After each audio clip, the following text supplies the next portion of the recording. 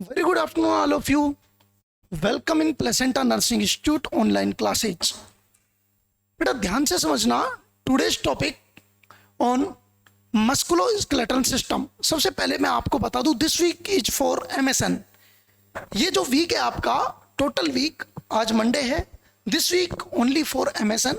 आप लोगों के लिए एमएसएन वीक है और इसमें आप काफ़ी चीज़ आपको सीखने के मिलेगी कि बहुत सारी चीज़ किस तरह से हम एमएसएन को सिंपलीफाइड चीज़ में क्रैश कोर्स के अंदर किस तरह से कंप्लीफाई कर पाते हैं। दूसरा, आप सभी को एक बेसिक नॉलेज के साथ में आप सभी को पता है कि हम जल्द ही एक यूट्यूब सेशन भी चालू कर रहे हैं जिसमें हम क्वेश्चंस चालू करेंगे, तो उस क्वेश्चन मार्क वाले सेशन का भी आप आनंद जरूर ले। यस, इसके अलावा जो बच्चे ऑनलाइन क्लासेज में नहीं आते हैं वो कृपया करके ऑनलाइन क्लासेज लेने की कोशिश करें कि ऑनलाइन क्लासेज का भी एक अपना ही मजा होता है, क्योंकि उसमें आपको टीचर के साथ इंटरेक्शन और बात करने का मौका आपको प्रदान किया जाता है। यस, नेक्स्ट, जैसे मैं मानता हूं कि आप लोग बिजी हैं, पर लेकिन उसमें से थोड़ा सा टाइम निकालो, क्योंकि आपकी क्लासेज में डेली 1 या 2 रखता हूं। 1 या 2 क्लासेज लेने के लिए आपको टाइम निकालना ही होगा।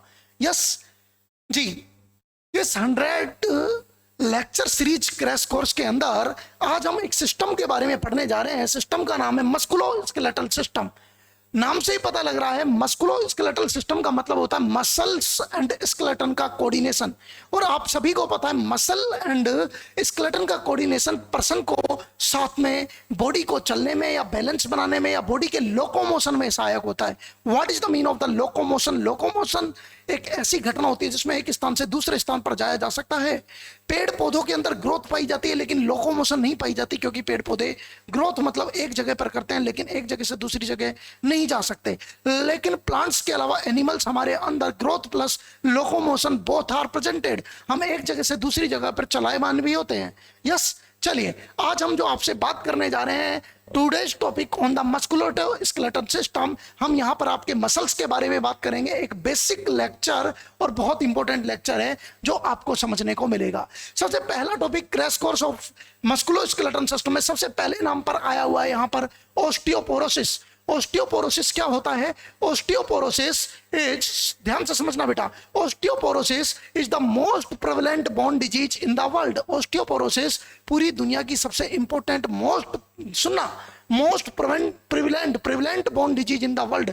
सबसे पहली बात आपको समझ में आना चाहिए, यह ऑस्टियोपोरोसिस है, एस्ट्रोजन की कमी से फीमेल के अंदर पाया जाता है। इसमें साथ में विटामिन डी की कमी भी पाई जाती है। तो जो मैं आपसे बात करने जा रहा था ऑस्टियोपोरोसिस, मैं आपसे जो बात करने जा रहा था इसका नाम है ऑस्टियोपोरोसिस। ऑस्टियोपोरोसिस सर क्या होता है? ऑस्टियोपोरोसिस एक डिजीज होती है जो कि ज्यादातर मीनोपोजल वुमेन में पाई जाती है। मीनोपोजल वुमेन के अंदर पाई जाती है। मीनोपोजल किस में पाई जाती है बेटा? वुमेन के अंदर पाई जाती है। छोटी छोटी चीजें याद रखोगे तब जाके आपका दिन बनेगा बेटा। ऑस्टियोपोरोसिस क्या होती है? एक डिजीज है जो कि मीनोपोजल वुमेन में पाई जाती है, डिक्रीज एस्ट्रोजन की वजह से। किसकी वजह से? डिक्रीज एस्ट्रोजन की वजह से। इसके साथ में ऑस्टियोपोरोसिस के अंदर नॉर्मल, सुनना बेटा, इनका मतलब है यहां पर नॉर्मल। ऑस्टियोपोरोसिस वाली जो फीमेल होती है इनमें नॉर्मल आपको calcium phosphate, normal calcium phosphate and ALP hormone, alkaline phosphatase hormone is the specific for bone. Alkaline phosphatase hormone is the specific bone. Bone के लिए बहुत स्पेसिफिक हार्मोन होता है, लेकिन ये तीनों की क्वांटिटी नॉर्मल पाई जाती है। सुन लो बेटा, कैल्शियम भी नॉर्मल पाया जाता है ऑस्टियोपोरोटिक वुमेन में, फास्फोरस भी नॉर्मल पाया जाता है, और साथ में क्या, एल्कलाइन फास्फेटेज जो एंजाइम है, एएलपी जो एंजाइम है, वो भी कैसे पाया जाता है बेटा? नॉर्मल। क्वेश्चन आया हुआ है, in which disease due to estrogen decrease what is the level of the calcium phosphate and ALP? all are normal quantity में पाए जाते हैं। लेकिन ये जो फीमेल आपके सामने ऑस्टियोपोरोसिस वाली फीमेल आपको दी है, इसमें डिक्रीज पाई जाती है बोन मिनरल डेंसिटी। क्या बेटा? बोन की जो मिनरल डेंसिटी है, बोन की जो मिनरल्स की पावर है वो क्या है बेटा? कम पाई जाती है। तो सुनना बेटा, एक वर्ड, कैल्शियम फॉस्फेट एएलपी का लेवल नॉर्मल पाया जाता है, लेकिन बोन मिनरल डेंसिटी क्या पाई जाती है? बोन मिनरल डेंसिटी हम जिस टेक्निक से देखते हैं, जिस अर्थात इन्वेस्टिगेशन से देखते हैं, उसका नाम याद रखना, डेक्सा स्कैन।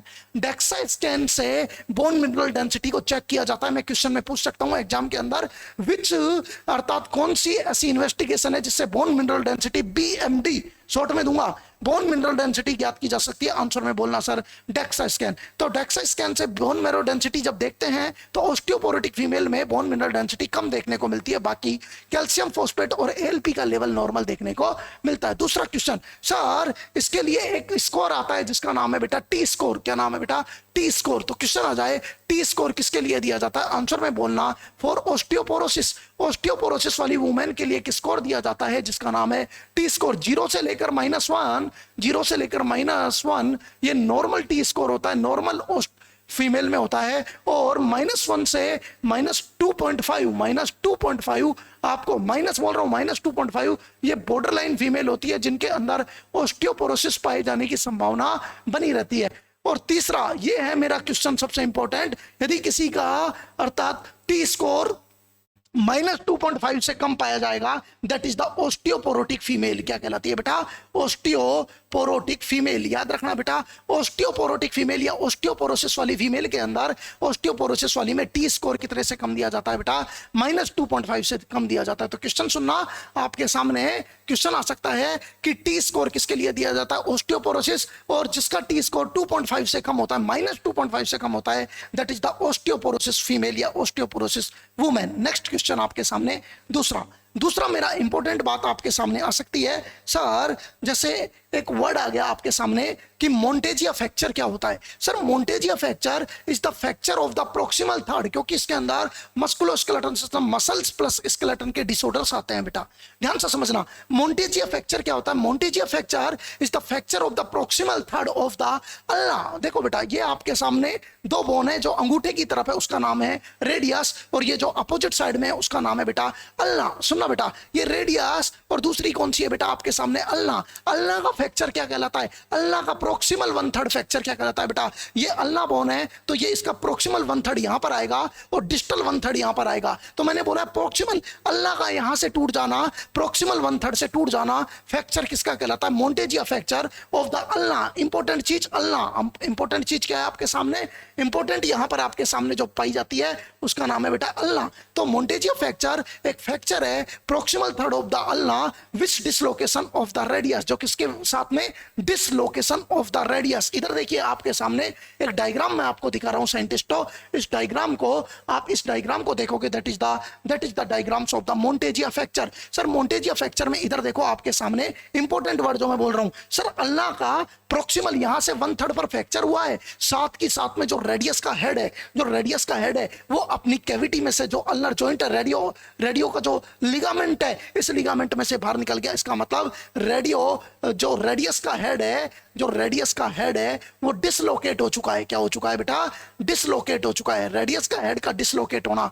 तो दोबारा बोल रहा हूं, अल्ना का प्रोक्सिमल 1/3 फ्रैक्चर प्लस रेडियस का डिसलोकेट होना क्या कहलाता है बेटा? आपके सामने क्या कहलाता है? मोंटेजिया फ्रैक्चर के नाम से जाना जाता है। या ऐसे बोल दूं, fracture of the proximal of ulna with, सुनना बेटा, fracture of proximal end of ulna, मैं बोल चुका हूं, अल्ना का प्रोक्सिमल एंड यहां पर होगा 1/3 और डिस्टल एंड यहां पर होगा। मैं तो प्रोक्सिमल की बात कर रहा हूं। Proximal end of ulna with dislocation of radius head, जो रेडियस बोन है उसका हेड जो आपके सामने, ये रेडियस और ये अल्ना, रेडियस हेड का अपनी जगह से डिसलोकेट हो जाना, इट्स कॉल्ड, क्या कहलाता है बेटा? मोंटेजिया फ्रैक्चर। क्या कहलाता है? Monteggia fracture. कौन सा फ्रैक्चर कहलाता है बेटा? मोंटेजिया फ्रैक्चर के नाम से जाना जाता है। दूसरा फ्रैक्चर होता है गैलेजी फ्रैक्चर। एक फ्रैक्चर और होता है जिसका नाम होता है गैलेजी फ्रैक्चर। गैलेजी फ्रैक्चर होता है fracture of the distal radius. यदि कोई पूछे what is the Galeazzi fracture, Galeazzi fracture क्या होता है, तो आंसर में बेटा ये जो मैं वर्ड बोल रहा हूं ना, यही इंपॉर्टेंट है और यही पूछे जाते हैं। गैलेजी फ्रैक्चर क्या होता है? फ्रैक्चर को हम ऐसे भी दिखा सकते हैं, fracture of distal radius, distal radius मतलब अब की बार अल्ना का नहीं है बेटा, अल्ना का होता तो मोंटेजिया नाम आता, रेडियस का फ्रैक्चर है और वो भी डिस्टल एंड का फ्रैक्चर है। इसे क्या बोलेंगे? Distal end of the radius यदि फ्रैक्चर हो गया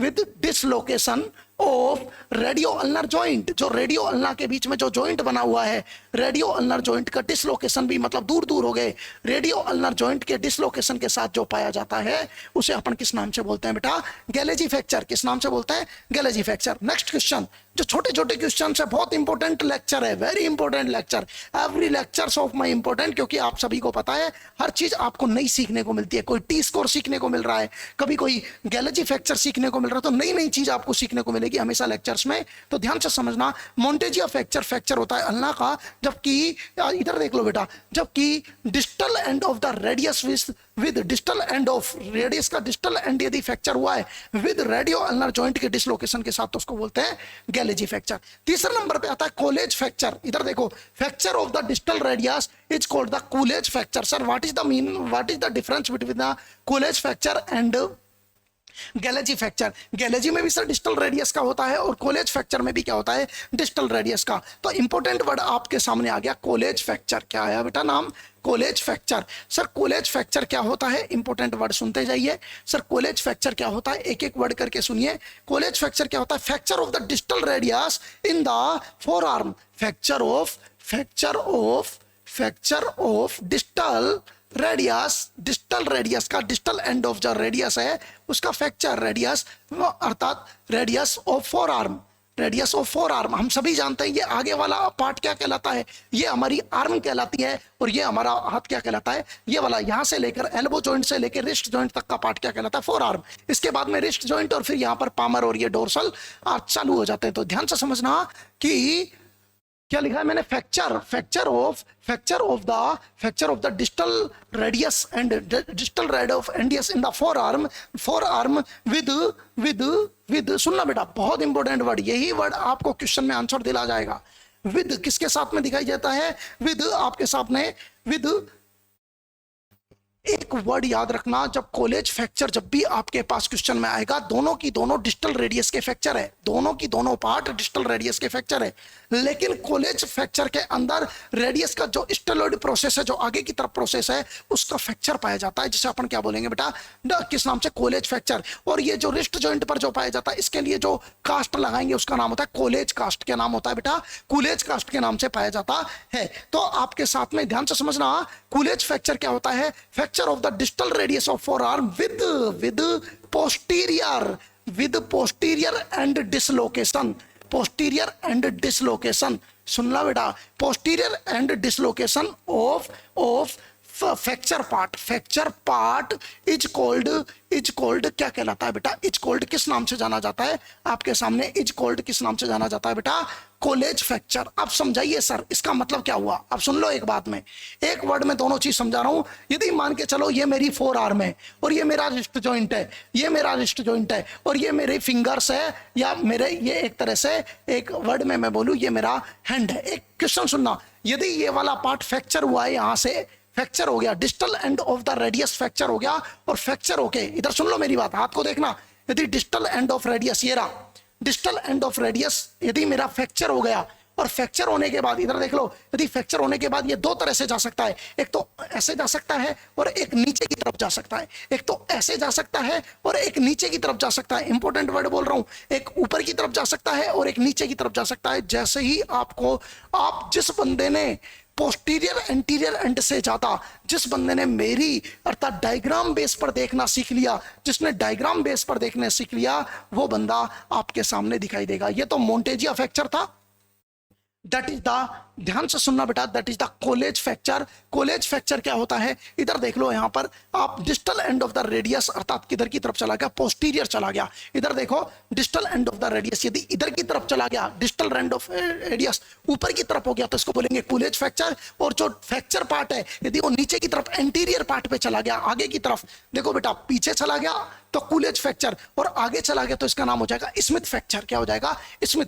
सो दोनों की डेफिनेशन सेम है, सिर्फ ये देखना डिस्प्लेस पार्ट आगे जा रहा है या पीछे जा रहा है। जिसने ये सीख लिया, यदि पीछे की तरफ जा रहा है, यदि पीछे की तरफ जा रहा है, पीछे डोर्सल पीछे की तरफ जा रहा है, तो बोलेंगे अपन इसको कोलेज फ्रैक्चर। और आगे की तरफ चला गया डिस्प्लेस पार्ट, तो इसको क्या बोलेंगे बेटा? Smith fracture. तो इसमें पीछे की तरफ जा रहा है, पीछे की तरफ 3D में नहीं दिखा सकता, पीछे की तरफ, दैट इज द पीछे की तरफ जा रहा है, तो अपन इसको किस नाम से बोलेंगे बेटा? College fracture. क्या बोलेंगे? College fracture. और यदि यही पार्ट अभी मेरा आगे की तरफ चला जाता तो अपन इसको किस नाम से बोलते साइंटिस्टों? किस नाम से बोलते बेटा इसको? यहाँ देखो, यहाँ पर यदि पीछे की तरफ चला गया तो इसको नाम दूंगा कोलेज फ्रैक्चर, कूलेज फ्रैक्चर। और ये देख के बताना आप डायग्राम्स में। और यदि ये आगे की तरफ चला जाता, मैं दोबारा हाथ करके दिखा रहा हूं, यदि ये रेडियस वाला पार्ट, टूटा हुआ पार्ट ऊपर की तरफ जाएगा तो कूलेज फ्रैक्चर, और नीचे की तरफ जाएगा डिस्प्लेस पार्ट, तो इसको अपन किस नाम से बोलेंगे? और if anterior displacement of fracture part का यदि anterior display, then called Smith fracture. क्या कहलाता है बेटा? Smith fracture. किस नाम से जाना जाता है? स्मिथ फ्रैक्चर के नाम से जाना जाता है। तो याद रखना, स्मिथ और इन दोनों के अंदर क्या फर्क है, बहुत इंपॉर्टेंट वर्ड है जो आपसे पूछा जा सकता है। स्मिथ फ्रैक्चर में अपन वेंट्रली जाता है, और इसमें कैसे जाता है बेटा? पोस्टीरियरली जाता है। आगे की तरफ आ गया तो स्मिथ, और पीछे की तरफ चला गया तो क्या नाम आएगा? कूलेज फ्रैक्चर। सर ये पीछे की तरफ जब भी चला जाता है, ध्यान से समझना, यहां पर आपके सामने कूलेज फ्रैक्चर में क्या होता है? Distal end of the radius का फ्रैक्चर होता है, लेकिन पोस्टीरियर की तरफ डिस्प्लेस होता है। नेक्स्ट क्वेश्चन आपसे पूछा जा सकता है कि मोंटेजिया फ्रैक्चर के बाद में दूसरा क्वेश्चन आपके सामने आ सकता है, ट्राइपॉड फ्रैक्चर। कोई बता सकता है कूलेज फ्रैक्चर के अंदर जब हाथ का ये वाला पार्ट मेरा इस तरह डिस्प्लेस हो गया, that is what is the complication of the coolage fracture? Dinner fork deformility. आपने कभी खाना खाने कभी मेज पर गए हैं और आप खाने की टेबल पर जाते हैं, डाइनिंग टेबल पर जाते हैं, तो आपको एक फोर्क मिलता है, फोर्क जैसे शाम को डिनर करते हैं, फोर्क जिससे आप लाइक दिस सैलेड्स या वेजिटेबल्स उठा के खाते हैं, फोर्क। तो ये पीछे की तरफ डिस्प्लेस हो गया, तो that is the dinner fork deformility. क्या बोलते हैं बेटा इसको? याद रखना इन कूलेज फ्रैक्चर अर्थात ए डिफॉर्मिलिटी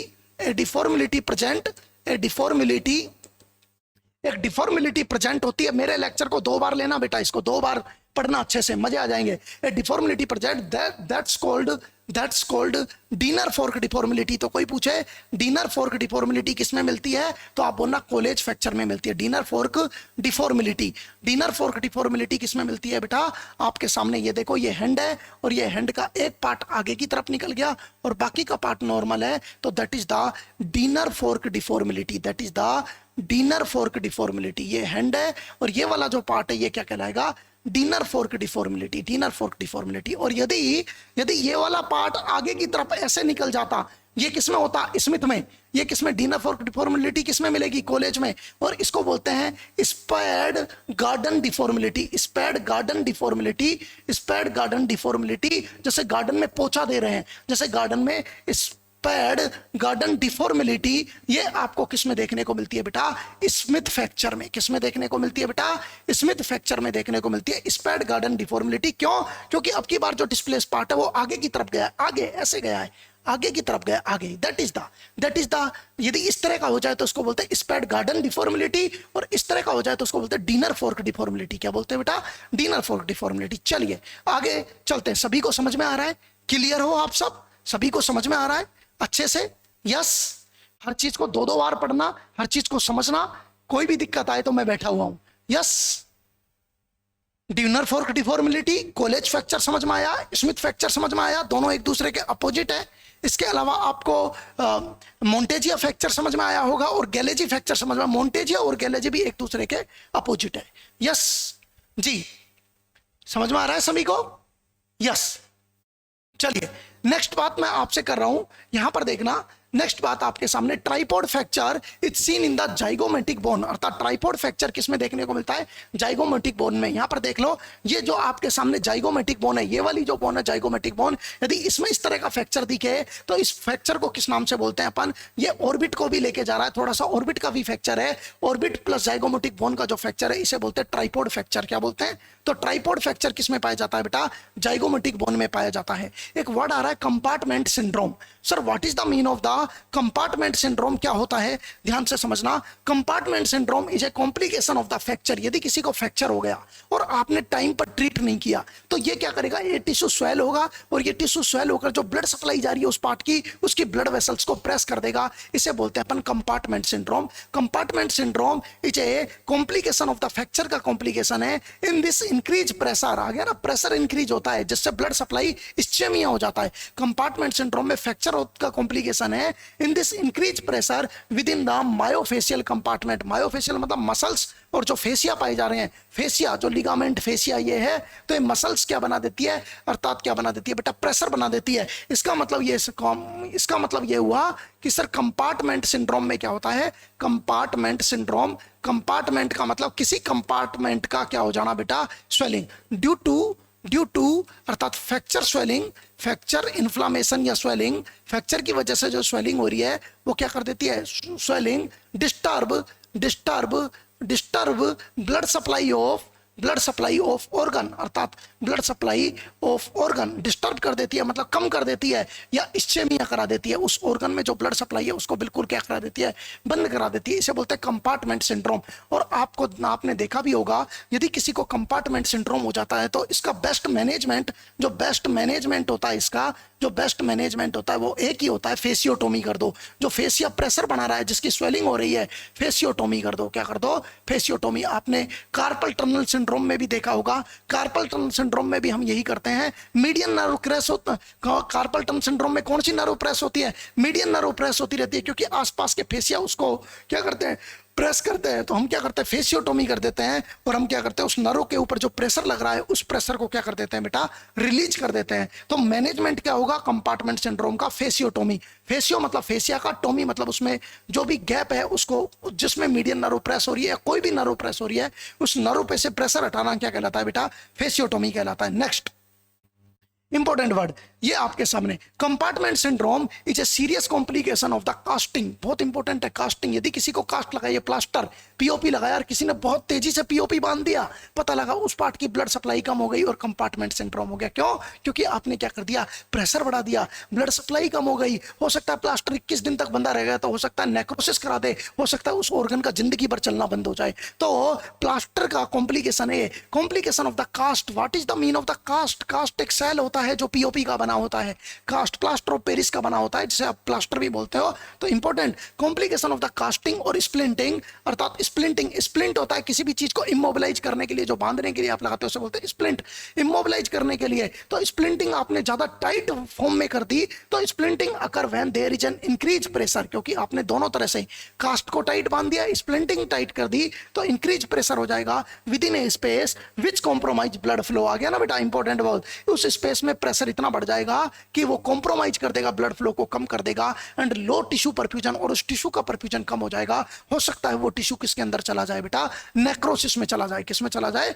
नेक्रोसिस में। नेक्स्ट आता है ऑस्टियोपोरोसिस। नेक्स्ट वर्ड सुनना बेटा, कि कंपार्टमेंट सिंड्रोम एक सीरियस कॉम्प्लिकेशन होता है जो कास्टिंग एंड स्प्लिंटिंग के वजह से हो सकता है, और इसका मैनेजमेंट मैंने आपको बता दिया, फेसियोटोमी। क्या करेंगे, fasciotomy. Next osteoporosis. Osteoporosis, poros, ध्यान से सुनना बेटा, ऑस्टियोपोरोसिस क्या होता है, ऑस्टियोपोरोसिस क्या होता है बेटा, किसी भी बोन का भंगुर तरीके में ब्रिटल टूट जाना, एस्ट्रोजन की कमी से बोन का जो मिनरल डेंसिटी है उसका कमजोर हो जाना और बोन का भंगुर हो जाना, क्या कहलाता है, ऑस्टियोपोरोसिस। अभी पीछे बता के आया हूं, osteoporosis the caused by the deficiency of the vitamin D.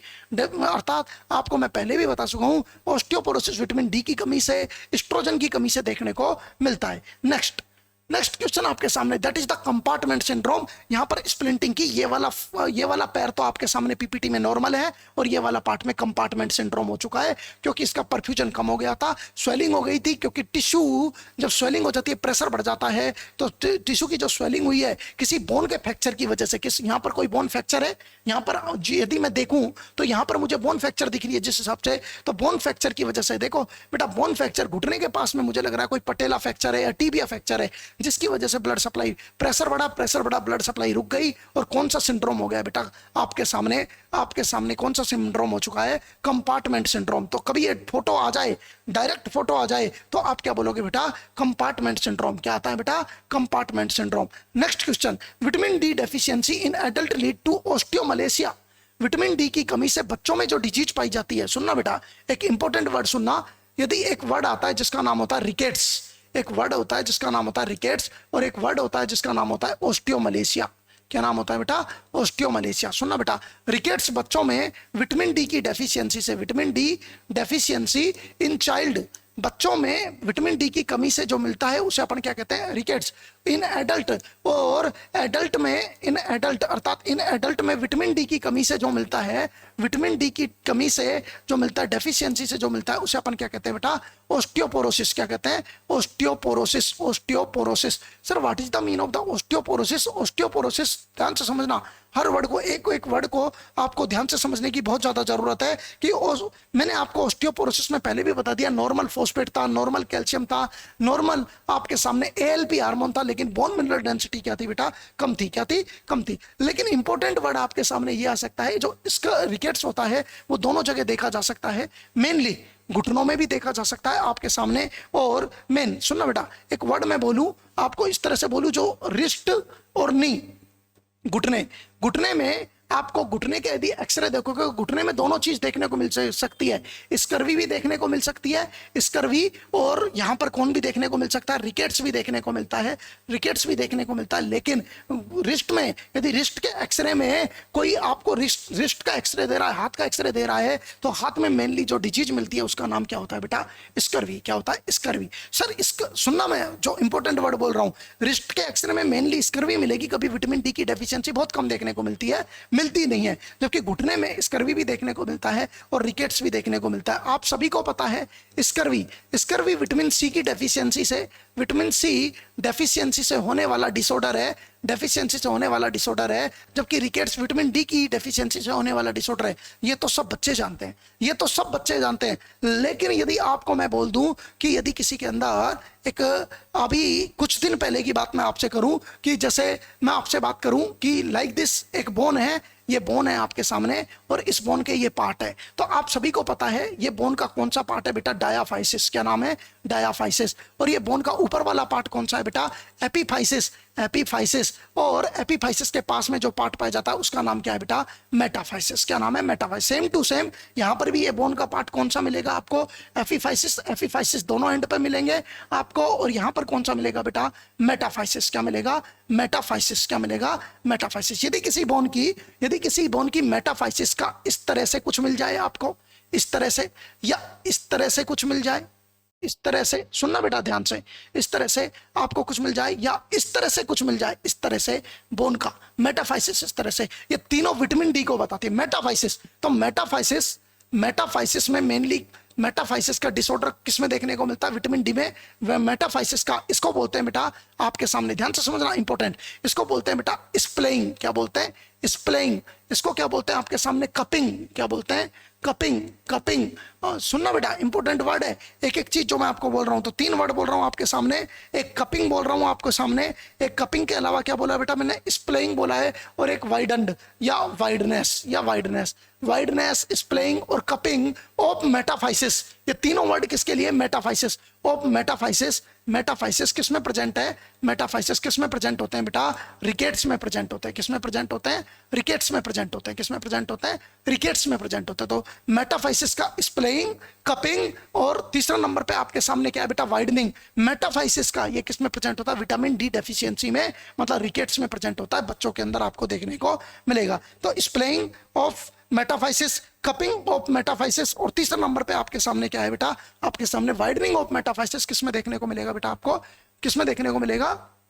Rickets में देखने को मिलेगा। यदि कोई आपको 2 पैर का एक्सरे, नी जॉइंट का एक्सरे दे दे और ये पूछ ले आपको ऐसे दिख रहा है, मेटाफाइसिस को ऐसे बना के दे रहा है, तो आप सीधा लिख दो this is the X ray for the rickets. ये एक्सरे किसका है? रिकेट्स का है, क्योंकि इसमें splaying, widening and cupping of metaphysis हमें दिखाई दे रहे हैं। और इसका मतलब मेटाफाइसिस के वाइडनिंग का मतलब मेटाफाइसिस के बीच में, दोनों बोन के बीच में, ऊपर वाली मेटाफाइसिस लाइक दिस फीमर की, और नीचे वाली टीबिया की मेटाफाइसिस के बीच में गैप भी दिख रहा है, वाइडनिंग भी दिख रही है, that is the for the rickets. किसके लिए है बेटा? रिकेट्स। लेकिन इंपॉर्टेंट बात, जब एक वर्ड आ जाता है, क्वेश्चन एक आ सकता है आपके लिए, सेंट्रल के लिए क्वेश्चन बता रहा हूं आपको, rachitic rosary. Rachitic rosary, rachitic rosary is the present in, rachitic rosary is feature of rickets, feature किसका है बेटा? रिकेट्स का। Sir what is the mean of the rachitic rosary? Rachitic rosary क्या होती है? नॉन प्रोमिनेंट, वो non tender और prominent सुनना बेटा, नॉन टेंडर मतलब पेन नहीं होगा, बच्चे की रिब्स पूरी दिख रही है और रिब्स के बीच में जो कोस्टोवर्टिब्रल जंक्शन है वो वाइड दिख रहा है। कोस्टोवर्टिब्रल जंक्शन समझ के बेटा? कोस्टो, पीछे से कोस्टो वर्ड आता है रिब्स के लिए और वर्टिब्रा के लिए आता है वर्टिब्रल। तो ध्यान से समझना आपके सामने, तो non tender and prominent round costovertebra, अर्थात प्रोमिनेंट अर्थात राउंड, प्रोमिनेंट सुनना बेटा इंपॉर्टेंट वर्ड। नॉन टेंडर मतलब पेनफुल नहीं मिलेगा। यदि किसी बच्चे की रिब्स दिखा रहे हैं, रिब्स के बीच में गैप भी दिखा रहा है बढ़िया सा, और ये पूछ रहा है और प्रोमिनेंट दिखा रहा है कोस्टोवर्टिब्रल, दोबारा बोल रहा हूं, प्रोमिनेंट और नॉन टेंडर एंड राउंड कोस्टोवर्टिब्रा, कोस्टोवर्टिब्रल या कोस्टोस्टर्नल, कोस्टो एक वर्ड में बोल देता हूं, वर्टिब्रा तो पीछे की तरफ आ जाएगी, आगे की तरफ जुड़ेगा तो किससे जुड़ेगा? कार्टिलेज। तो कोस्टोकोंड्रल जंक्शन, तो ये किसका फीचर है? अर्थात फीचर इज कॉल्ड क्या कहलाता है बेटा? आपके सामने क्या कहलाता है? राइकेटिक रोजरी। तो सुनना बेटा, क्वेश्चन आ सकता है कि राइकेटिक रोजरी क्या होती है, तो आप बोलना यदि किसी की आगे की जो रिब्स है, जो हाइलाइन कार्टिलेज से, क्योंकि ये स्टर्नम है, स्टर्नम के पास में क्या होती है? हाइलाइन कार्टिलेज, जिससे पीछे की रिब्स आगे, जो रिब्स है वो आगे से तो किससे जुड़ती है? स्टर्नम से। पीछे किससे जुड़ती है? वर्टिब्रा से। तो पीछे की तरफ तो क्या कहलाएगा? वर्टिब्रोकोंड्रल जंक्शन, और आगे की तरफ क्या कहलाएगा? कोस्टोकोंड्रो जंक्शन। कोस्टो मतलब कोस्टोकोंड्रल जंक्शन। कोस्टो का मतलब आपके सामने यहाँ पर रिब्स से, और कोंड्रल मतलब आगे की तरफ जुड़ रहा है स्टर्नम से। कोस्टोकोंड्रल जंक्शन यदि प्रोमिनेंट हुए, राउंड हुए, दिखाई दे रहे हैं बढ़िया से, और पेन भी नहीं है किसी बच्चे में, ये किसको बताता है? राइकेटिक रोजरी। और राइकेटिक रोजरी किसके अंदर प्रेजेंट होती है बेटा? रिकेट्स में। Is the feature of rickets. किसका फीचर है? रिकेट्स का फीचर है। एक एक वर्ड के बारे में मैं आपसे बात कर रहा हूं जो कि बहुत इंपॉर्टेंट है। एक नाम आता है व्हाइट लाइन ऑफ फ्रैंकल। सुनना बेटा, व्हाइट लाइन ऑफ फ्रैंकल कभी आ जाए आपके सामने तो आपको घबराना नहीं है, हर चीज से मैं आपको तैयार कर रहा हूं, हर चीज से आपको एक वर्ड आ जाए white line of Frankel, white line of Frankel. White line of Frankel किसके अंदर पाया जाता है? तो बोलना इट इज प्रेजेंट इन किसके अंदर पाई जाती है? मेनली ये प्रेजेंट होती है बेटा स्कर्वी में। किस में प्रेजेंट होती है? स्कर्वी में। स्कर्वी वाले पेशेंट में आपके सामने, स्कर्वी वाले पेशेंट में क्या प्रेजेंट होती है बेटा? अर्थात white line of Frankel. White line of Frankel किस में प्रेजेंट होती है? स्कर्वी वाले पेशेंट में। लेकिन जो हीलिंग रिकेट्स है, जिन लोगों का रिकेट्स मतलब जिनको विटामिन डी दे रहे हो आप, विटामिन डी के सैचेट्स दे रहे हो, और हीलिंग रिकेट्स है, उसके अंदर भी white line of the Frankel present होती है। तो किसमें मेनली प्रेजेंट होती है? स्कर्वी में और हीलिंग रिकेट्स में। हीलिंग मतलब फाइनल रिकेट सही होने वाला है, उन लोगों में white line of Frankel present होती है। सर ये होती क्या है? ये मान के चलो, ये ध्यान से समझना, ये मान के चलो मैं एक एक्सरे दिखा रहा हूं, और इस एक्सरे में ये वाली बोन है फीमर, ऊपर वाली जो फीमर है, फीमर, और इस फीमर में आपको इस तरह से व्हाइट लाइन दिखेगी, व्हाइट कलर की। अभी तो मैं ब्लैक से बना रहा हूं, ये बिल्कुल व्हाइट कलर की लाइन दिखेगी, और इसको देखते ही आप समझ जाना कि इसे बोलते हैं व्हाइट लाइन ऑफ फ्रैंकल। नीचे, इसके नीचे कौन चालू हो जाएगा? टीबिया, और टीबिया किधर चल जाएगा? टीबिया फिबुला में। तो ये बिल्कुल व्हाइट दिखे आपको, और साथ में ये वाला part pencil thin cortex.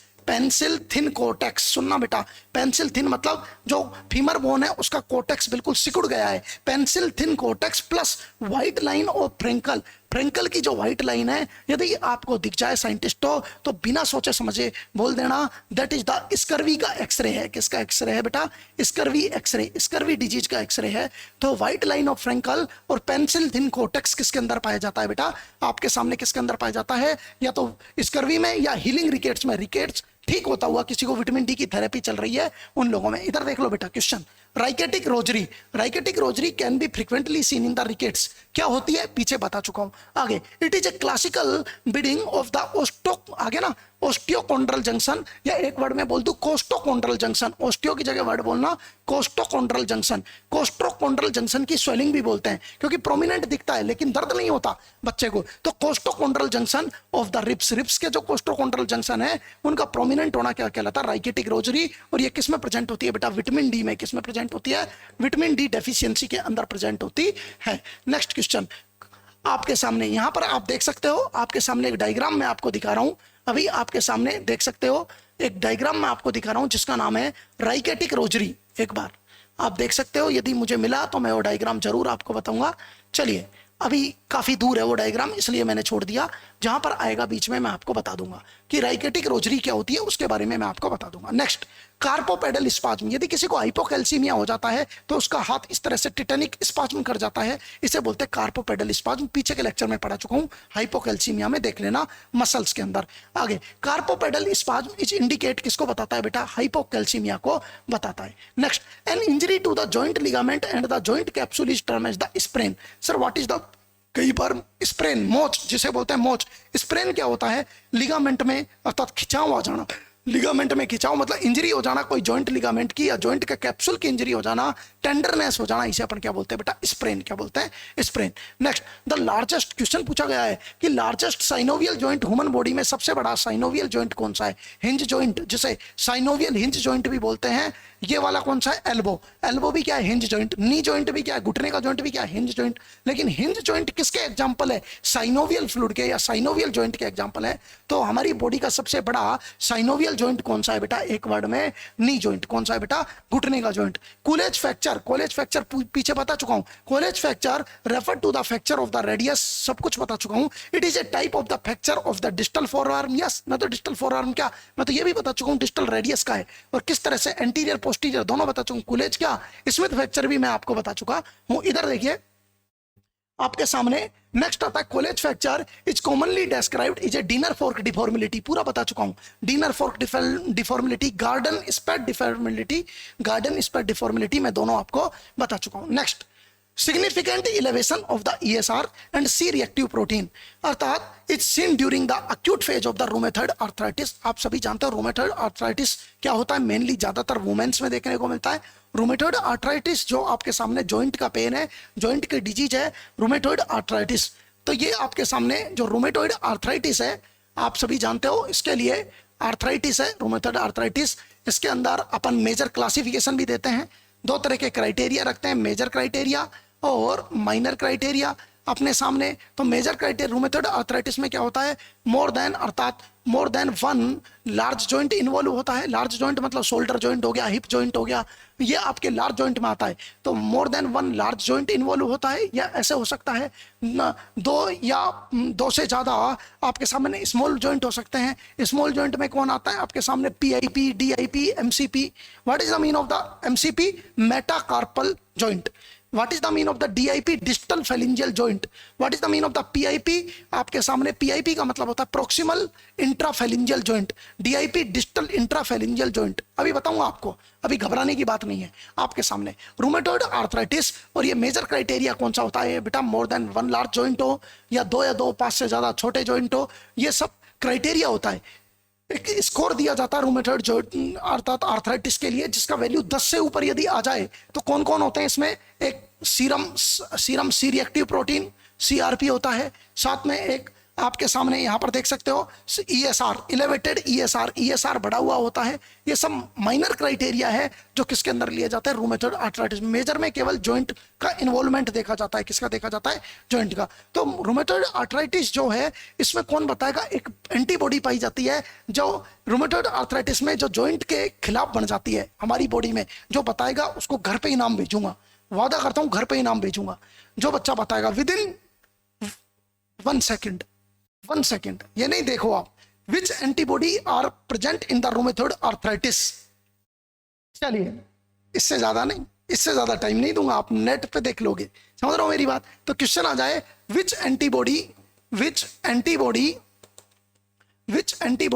Present in rheumatoid arthritis patient, RA patient, rheumatoid arthritis patient, RA patient, rheumatoid arthritis patient के अंदर कौन सी एंटीबॉडी प्रेजेंट होती है। जिस दिन आएगा ना तो सिर्फ तुम ही आंसर दे पाओगे, आंसर में बोलना एंटी सीसीपी, याद रखना बेटा आज के बाद। Anti CCP antibody are the present, anti CCP antibody are the present in the rheumatoid arthritis patient. देखो कोशिश करो, आपको नहीं आता तभी तो हम बैठे, हम आपके लिए तभी बैठे कि आपको नहीं आता। हम चाहते हैं कि आप हर जगह वहां पर पहुंचो जो आपको बेसिक नॉलेज हो, तो हम आपके लिए बैठे हुए हैं। तो कौन सी एंटीबॉडी प्रेजेंट होती है रूमेटॉइड आर्थराइटिस वाले पेशेंट में, एंटी सीसीपी एंटीबॉडी प्रेजेंट होती है। नेक्स्ट, ये मैंने आपसे बात कर ली रूमेटॉइड आर्थराइटिस के अंदर।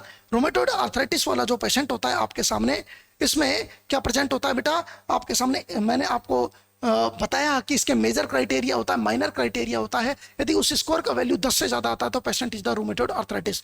स्कोर को नंबर दिया जाता है, ESR बढ़ी हुई है 2 नंबर दिया जाता है, CRP को भी 2 नंबर दिया जाता है बढ़ी हुई है, तो CCP प्रोटीन नेगेटिव है पॉजिटिव है। इसके अलावा रूमेटॉइड फैक्टर एक होता है, रूमेटॉइड फैक्टर, उसकी भी जांच कराते हैं, रूमेटॉइड फैक्टर नेगेटिव है या पॉजिटिव है। पॉजिटिव है तो 2 नंबर दिए जाते हैं, नेगेटिव है तो 0 नंबर दिए जाते हैं। इस तरह से एक स्कोर का होता है जिसमें 10 से ज्यादा वैल्यू होने पर रूमेटॉइड आर्थराइटिस बताया जाता है। आपके स्कोर नहीं आएगा, सिर्फ इतना बता दिया, ये बहुत बड़ी बात है कि सर स्कोर में क्या क्या आते हैं। जॉइंट्स आते हैं, ESR आता है, CRP आता है, रूमेटॉइड फैक्टर आता है, और जितने भी इन्फ्लामेशन के फैक्टर हैं वो छोटे छोटे फैक्टर्स आते हैं। लाइक दिस आपके पास रूमेटॉइड आर्थराइटिस के अंदर पूछे जाते हैं। तो आपको मैंने ये क्वेश्चन आपको अभी बताया कि क्या होता है और किस तरह से बात करते हैं अपन रूमेटॉइड आर्थराइटिस के बारे में। Next, carpal tunnel syndrome. Sir क्या होता है कार्पल टनल सिंड्रोम? सुनना बेटा, हर चीज को यदि आप बेसिकली समझोगे तो मजे आएंगे आपको जिंदगी में।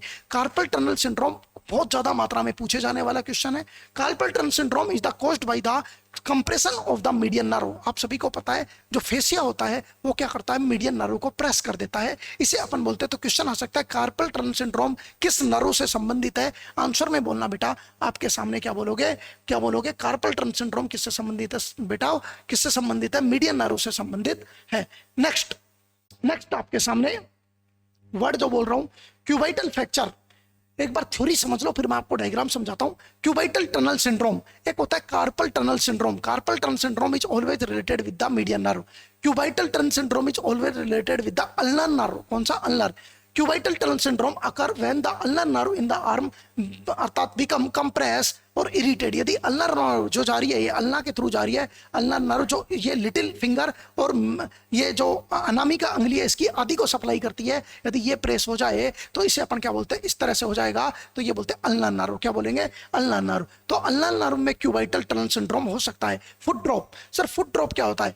नॉर्मली हम फुट को, यदि मेरा पैर है उसको नॉर्मली मैं क्या कर सकता हूं, ऊपर की तरफ उठा सकता हूं, और ऊपर की तरफ जो आप उठा रहे हो अर्थात बॉडी की तरफ ला रहे हो, आप एडेक्शन कर रहे हो। आप क्या कर रहे हो? एडेक्शन। तो इवर्जन और इन्वर्जन दो चीज होती है बेटा, इवर्जन और इन्वर्जन। यदि पैर को, ये मेरा पैर का तलवा है, तलवा, ये मेरा पैर का फॉर्म है जिसको आप सोल बोल रहा हूं, यदि मैं इसको इस तरह बॉडी से उधर की तरफ ले जा रहा हूं, उधर की तरफ कर रहा हूं, दैट इज द इवर्जन। और यदि मैं बॉडी के इधर की तरफ कर रहा हूं तो इसको बोलते हैं इन्वर्जन। यदि मैं इसको ऐसे कर रहा हूं एडेक्शन, और यदि मैं इसको बॉडी से दूर ले जा रहा हूं तो क्या कहलाता है? एबडक्शन। तो यदि एडेक्शन करने में, यदि एडेक्शन कर रहा हूं, मेरे पैर के पंजे को मैं ऊपर उठा सकता हूं, इसका मतलब मेरी कॉमन पेरोनियल नर्व बहुत अच्छी है और ब्लड सप्लाई कर रही है, जिसकी वजह से ये जो मसल्स है वो एडेक्शन कर रही है। यदि किसी की कॉमन पेरोनियल नर्व की इंजरी हो जाए, कॉमन पेरोनियल नर्व की इंजरी हो जाए तो उसको क्या हो जाएगा बेटा? Foot drop. तो क्वेश्चन आया हुआ 4 बार एग्जाम में, foot drop is the caused by an injury to the common peroneal nerve. की इंजरी की वजह से, कॉमन पेरोनियल नर्व की इंजरी की वजह से क्या हो जाता है बेटा? फुट ड्रॉप देखने को मिलता है। क्या देखने को मिलता है? Foot drop. तो क्वेश्चन समझना बेटा कि फुट ड्रॉप किसकी वजह से होता है? कॉमन पेरोनियल नर्व की इंजरी। सर यदि किसी पर्सन को फ्रैक्चर हो जाए और आपके पास में हॉस्पिटल में है, बेड रिडन पेशेंट है, तो आप उसको क्या विटामिन डी लेने के लिए बोलोगे? आपने कहा फ्रैक्चर है, नहीं भाई, फ्रैक्चर है इसका मतलब उसका पहले ही कोर्टेक्स जो बोन का है वो टूटा हुआ है, और वैसे ही उसकी बॉडी में अर्थात बोन्स की जो विटामिन डी है वो बोन के अंदर से निकल के आपके सामने जो बोन का कोर्टेक्स है वैसे ही बहुत ज्यादा मात्रा में। तो विटामिन डी रिच डाइट को अवॉइड करते हैं बेड रिडन पेशेंट में फ्रैक्चर के। तो सर कौन सी वाली डाइट को इंक्रीज करवाएंगे? प्रोटीन और विटामिन सी वाली को क्या करवाएंगे बेटा? इंक्रीज करवाएंगे। तो diet with high calcium content avoid करेंगे, हाई कैल्शियम कंटेंट अवॉइड करेंगे क्योंकि पहले ही कोर्टेक्स बोन का टूटा हुआ है फ्रैक्चर वाले में। और diet with protein, high protein और विटामिन सी वाली को क्या करेंगे बेटा? अलाउ करेंगे। क्या करेंगे? अलाउ करेंगे। दूसरा आता है handle the cast with palm not with fingers. यदि किसी को कास्ट लगा रहे हो, हाथ की कास्ट लगा रहे हो, लाइक दी कॉलेज कास्ट लगा रहे हो, तो कॉलेज कास्ट में आप क्या करोगे? हैंडल करना उस कास्ट को कि पाम से, वो कभी भी इन अंगुलियों के भरोसे कास्ट नहीं लगाई जाती कि उससे हैंडल कर ले।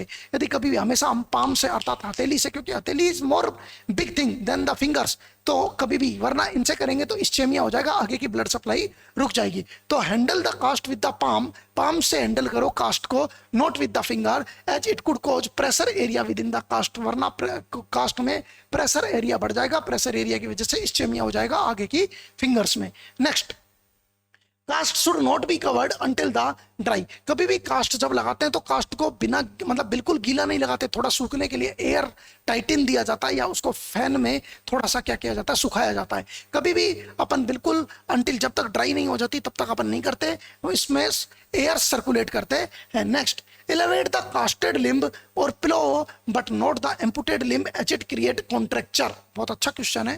क्वेश्चन पूछा जा सकता है यदि किसी का कास्टेड लिम्ब है, यदि आपने किसी को प्लास्टर किया है तो उस लिम्ब को आप ऊपर रखो, ब्लड सप्लाई बनी रहे सोलियस वाले में, अर्थात पिलो लगा दो उसके नीचे। लेकिन यदि किसी का एम्पुटेड लिंग है तो उसमें अपन कभी भी अर्थात क्या नहीं लगाते, एम्पुटेड लिंग में लगाएंगे तो वरना अंदर का जो कंपार्टमेंट है उसका कॉन्ट्रेक्चर हो जाएगा। क्या हो जाएगा? कॉन्ट्रेक्चर हो जाएगा। ये क्वेश्चन कई बार आया हुआ क्वेश्चन है, ये वाला क्वेश्चन आपके सामने कि डाइट में हाई कैल्शियम डाइट को अवॉइड करते हैं और विटामिन सी और प्रोटीन वाले को अपन अर्थात क्या करते हैं बेटा, फॉर्मर करते हैं या अलाउ करते हैं।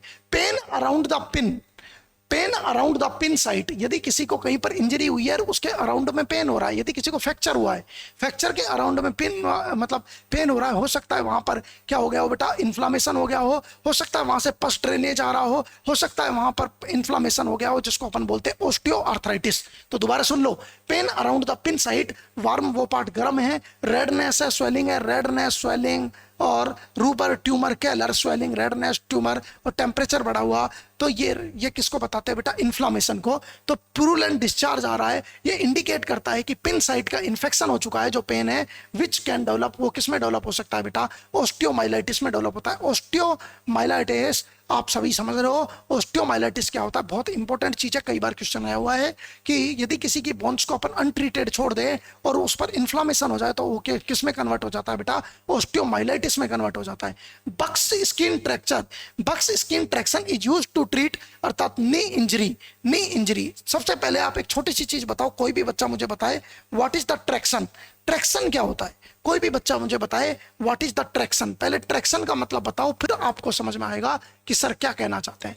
ट्रैक्शन क्या होता है, ट्रैक्शन क्या होता है, यदि मान के चलो किसी की बोन फ्रैक्चर होगी, एक पार्ट उधर चला गया और एक पार्ट इधर चला गया, अब मुझे क्या करना है, दोनों अपोजिट पार्ट को एक दूसरे की तरफ लाना है और इसे ही अपन क्या बोलते हैं, ट्रैक्शन देना। क्या कहना, ट्रैक्शन देना, इसी को ही बोलते हैं एक्सर्शन ऑफ, एक्सर्शन ऑफ, सुनना बेटा, एक्सर्शन ऑफ। सर दोबारा बोल रहा हूं, किसी की बोन का एक पार्ट इधर चला गया, एक पार्ट नीचे चला गया, दोनों को एक दूसरे के अपोजिट खींचकर और एक प्लेस पर लाना क्या कहलाता है, ट्रैक्शन। तो एक्सर्शन ऑफ, तो आप बोल सकते हो exertion of pulling force, pulling force, exertion of pulling force in opposite direction, in opposite direction, opposite direction, opposite direction to किसके लिए, टू किसके लिए, टू कम से कम डिफॉर्मिलिटी हो, कम से कम इमोबिलाइज। तो pulling force in two direction या अपोजिट डायरेक्शन, एक दूसरे के अपोजिट लगा रहे हैं, टू रिड्यूस, टू रिड्यूस किसको, इस पे किसके लिए बेटा,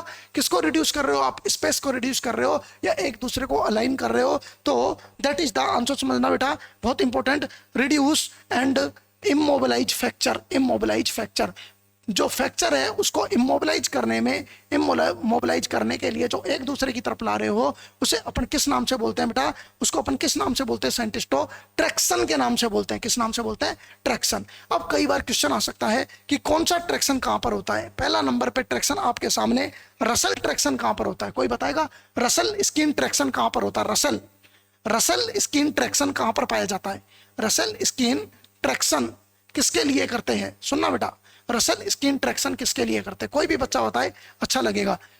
फॉर फीमर फ्रैक्चर, याद रखना बेटा, रसल ट्रैक्शन जो फ्रैक्चर है वो किसके लिए करते हैं बेटा, for femur fracture, femur fracture के लिए जो करते हैं उसे अपन क्या बोलते हैं बेटा, रसल स्किन ट्रैक्शन किसके लिए करते हैं बेटा, फीमर फ्रैक्चर के लिए करते हैं। किसके लिए करते हैं, फीमर फ्रैक्चर के लिए। दूसरा क्वेश्चन आपसे पूछा जा सकता है, इधर देखो आपके सामने, यहां पर देखो, Buck skin traction, Buck skin traction किसके लिए करते हैं, use to treat knee injury, यदि घुटने की इंजरी हुई है उसके लिए, यदि घुटने का कोई पार्ट पटेला इधर उधर गया उसको ट्रैक्शन देना है तो कौन सा वाला कहलाएगा, बक स्किन ट्रैक्शन। तो घुटने के लिए याद रखना, नी इंजरी में कौन सा आता है, बक स्क्रीन ट्रैक्शन। गैलो और Bryant fracture is use in the fracture of the shaft of the femur. सुनना बेटा, शाफ्ट ऑफ द फीमर का जो फ्रैक्चर होता है, फीमर की जो शाफ्ट का फ्रैक्चर है, यदि वो एडल्ट में पाया जाए, यदि आप एडल्ट में ट्रैक्शन दे रहे हो, यदि आप एडल्ट में ट्रैक्शन दे रहे हो फीमर की शाफ्ट को, तो क्या कहलाएगा, गैलोज। और यदि बच्चे में दे रहे हो, इन चाइल्ड, बच्चों में दे रहे हो तो आपको क्या कहलाएगा बेटा, ब्रेनेट्स ट्रैक्शन। क्या कहलाता है, ब्रेनेट। इंपॉर्टेंट वर्ड सुन लेना, दोबारा बोल रहा हूं आपके सामने। गैलोच फ्रैक्चर किसमें होता है, एडल्ट में होता है। जो एडल्ट में दिया जाता है किसके लिए देते हैं बेटा, आपके सामने गैलोट ट्रैक्शन, जो आपके सामने गैलोट ट्रैक्शन है वो शाफ्ट ऑफ द फीमर में ट्रैक्शन देते हैं, किसमें बेटा, एडल्ट में। और ब्रेनेट्स ट्रैक्शन किसके अंदर देते हैं बेटा, चाइल्ड में। किसमें देते हैं, चाइल्ड्स में। रसेल ट्रैक्शन जो अभी बताया था 2 मिनट पहले, Russell traction is used in the trochanteric fracture of the femur.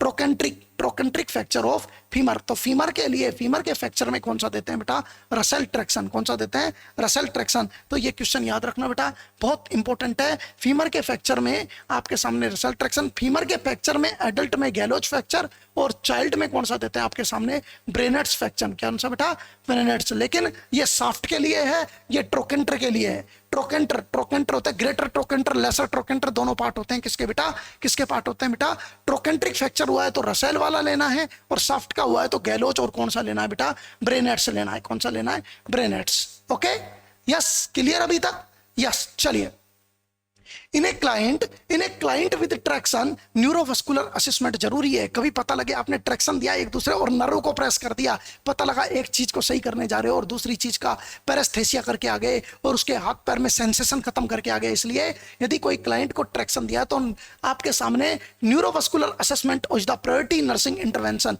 तो प्रायोरिटी नर्सिंग इंटरवेंशन पूछा जा सकता है ट्रैक्शन देते टाइम, तो आंसर में बोलना neurovascular assessment, neurovascular assessment. Next, एक नाम आपने सुना होगा जिसका नाम है गाउट। क्या नाम है बेटा, गाउट। गाउट क्या होता है आप सभी को पता है, यूरिक एसिड का डिपोजिशन इन द जॉइंट्स क्या कहलाता है बेटा, गाउट के नाम से जाना जाता है। Uric acid deposition is the in the joints क्या कहलाता है बेटा, गाउट कहलाता है। Gout is a syndrome of the acute attack of the arthritis का ही अटैक है, cause by the hyper uricaemia. Hyper uricaemia का मतलब है यूरिक एसिड का इंक्रीज बढ़ना जॉइंट्स में, ये क्या कहलाता है, गाउट। सर गाउट के अंदर आप देखोगे incidence of the primary gout is the more among the man than the female.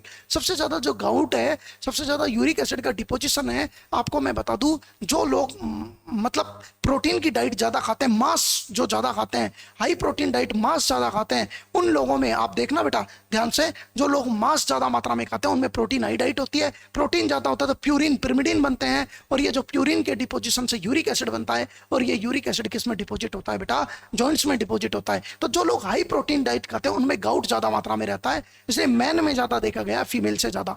Allopurinol, कोई पूछे drug of choice for the chronic gout, question सुनना बेटा, drug of choice for chronic gout मतलब लंबे टाइम से गाउट है, chronic gout लंबे time से है, तो उन लोगों के लिए क्या दोगे बेटा, एलोप्यूरिनोल। क्या नाम दोगे, allopurinol. Sir drug of choice for acute gout, sir acute gout के लिए कौन सा देते हैं, अक्यूट यदि किसी को गाउट अर्थात एकदम से हुआ है, अक्यूट गाउट के लिए ड्रग ऑफ चॉइस होती है बेटा NSAID, अर्थात न्यू NSAID का मतलब होता है अर्थात non steroidal anti inflammatory drug. NSAID like ibuprofen, indomethacin, like ibuprofen diclofenac जिसे बोलते हैं, आइबुप्रोफेन, इंडोमेथासिन। डायरेक्ट क्वेश्चन आते हैं इससे, अक्यूट गाउट। सर यदि ये NSAID ऑप्शन में नहीं हो, प्रायोरिटी पे ये देना है, प्रायोरिटी पे ये देना है NSAID। यदि NSAID ऑप्शन में नहीं हो तो आंसर में क्या दोगे बेटा, कोल्चिसिन। क्या दोगे बेटा, कोल्चिसिन। याद रखना बेटा, क्या दोगे, कोल्चिसिन। तो प्राइमरी क्या दोगे बेटा, NSAID, और NSAID ऑप्शन में नहीं हो और अक्यूट गाउट का ट्रीटमेंट पूछा हो तो आंसर में क्या दोगे, कोल्चिसिन। क्या दोगे बेटा, कोल्चिसिन। अच्छे क्वेश्चन से जो पूछे जाएंगे, इधर देखो, allopurinol is a drug of choice to treat chronic gout और प्रिवेंटेशन ऑफ द गाउट के प्रिवेंशन के लिए chronic. Colchicine is the use to treat acute gout, लेकिन मैंने ये भी बता दिया यदि कोल्चिसिन ऑप्शन में नहीं हो या हो भी और NSAID हो तो पहले NSAID देना, कोल्चिसिन बाद में देंगे, जो कि अक्यूट गाउट के लिए ट्रीटमेंट में जरूरी होता है। यस, नेक्स्ट, ध्यान से हर चीज को तरीके से समझते चलो, आपको मजा आएगा हर चीज को पढ़ने में। Limited intake of the purine rich food, यदि किसी पर्सन ने लिमिटेड इंटेक किया है प्यूरिन रिच फूड, सुनना बेटा, limited intake of the purine rich food, example liver and sardines. ध्यान से सुनना, जिन्होंने प्यूरिन रिच फूड, मैंने पहले ही बता दिया, जो लोग प्रोटीन खाते हैं ज्यादा उनमें प्यूरिन ज्यादा बनेगा। प्यूरिन रिच फूड जो लोग खा रहे हैं, जैसे अर्थात लीवर एंड सार्डाइंस मतलब जो लोग लीवर्स खा रहे हैं, मतलब मांस की चीजें खा रहे हैं, is the advise for the patient with the gout वाले लोगों में उनको बोल दिया जाता है कि प्यूरिन रिच फूड मना है आपके लिए, purine rich food limited intake, कम से कम खाओ। Next, gout most classically affect the joint in the अर्थात base of the big toe. ज्यादातर जो गाउट है वो बड़ा जो अंगूठा है उसके अंदर आप देखा करो, उसमें रिजिडिटी को बताएगा, दैट इज द गाउट। किसमें होता है गाउट? उनमें छोटी छोटी टोए, जो अपना जो टोए है, ग्रेट टोए है, उसके अंदर बड्स बन जाएगी छोटी छोटी, अर्थात बोन की एक्स्ट्रा ग्रोथ हो जाएगी, उसे अपन बोलते हैं गाउट। क्या बोलते हैं बेटा? गाउट में यूरिन का डिपोजिशन हो जाता है, अलग ही वो बन जाएगी, उसे अपन क्या बोलेंगे? Gout. Osteoarthritis, osteoarthritis most commonly affect the weight bearing joint. Weight bearing joint जैसे मेरी पेल्विस है, मेरे शोल्डर्स है, जो मेरे वेट उठा रहे हैं, समझ रहे हो मेरी बात? तो जो हिप जॉइंट है, शोल्डर जॉइंट है, नी जॉइंट है, इनको ज्यादा अफेक्ट करता है osteoarthritis. For example hip joint, knee joint, lower vertebral column, इनको ज्यादा अफेक्ट करता है कौन सा बेटा? ऑस्टियोआर्थराइटिस हमेशा वेट बियरिंग जॉइंट्स को क्या करता है बेटा? अफेक्ट करता है। Osteoarthritis is the most common type of the arthritis. Most common type arthritis को पूछे मोस्ट कॉमन कौन सा होता है? ऑस्टियोआर्थराइटिस। 4 बार क्वेश्चन आ चुका है। OA, OA is the most common arthritis. OA का मतलब क्या है? Osteoarthritis, the most common arthritis.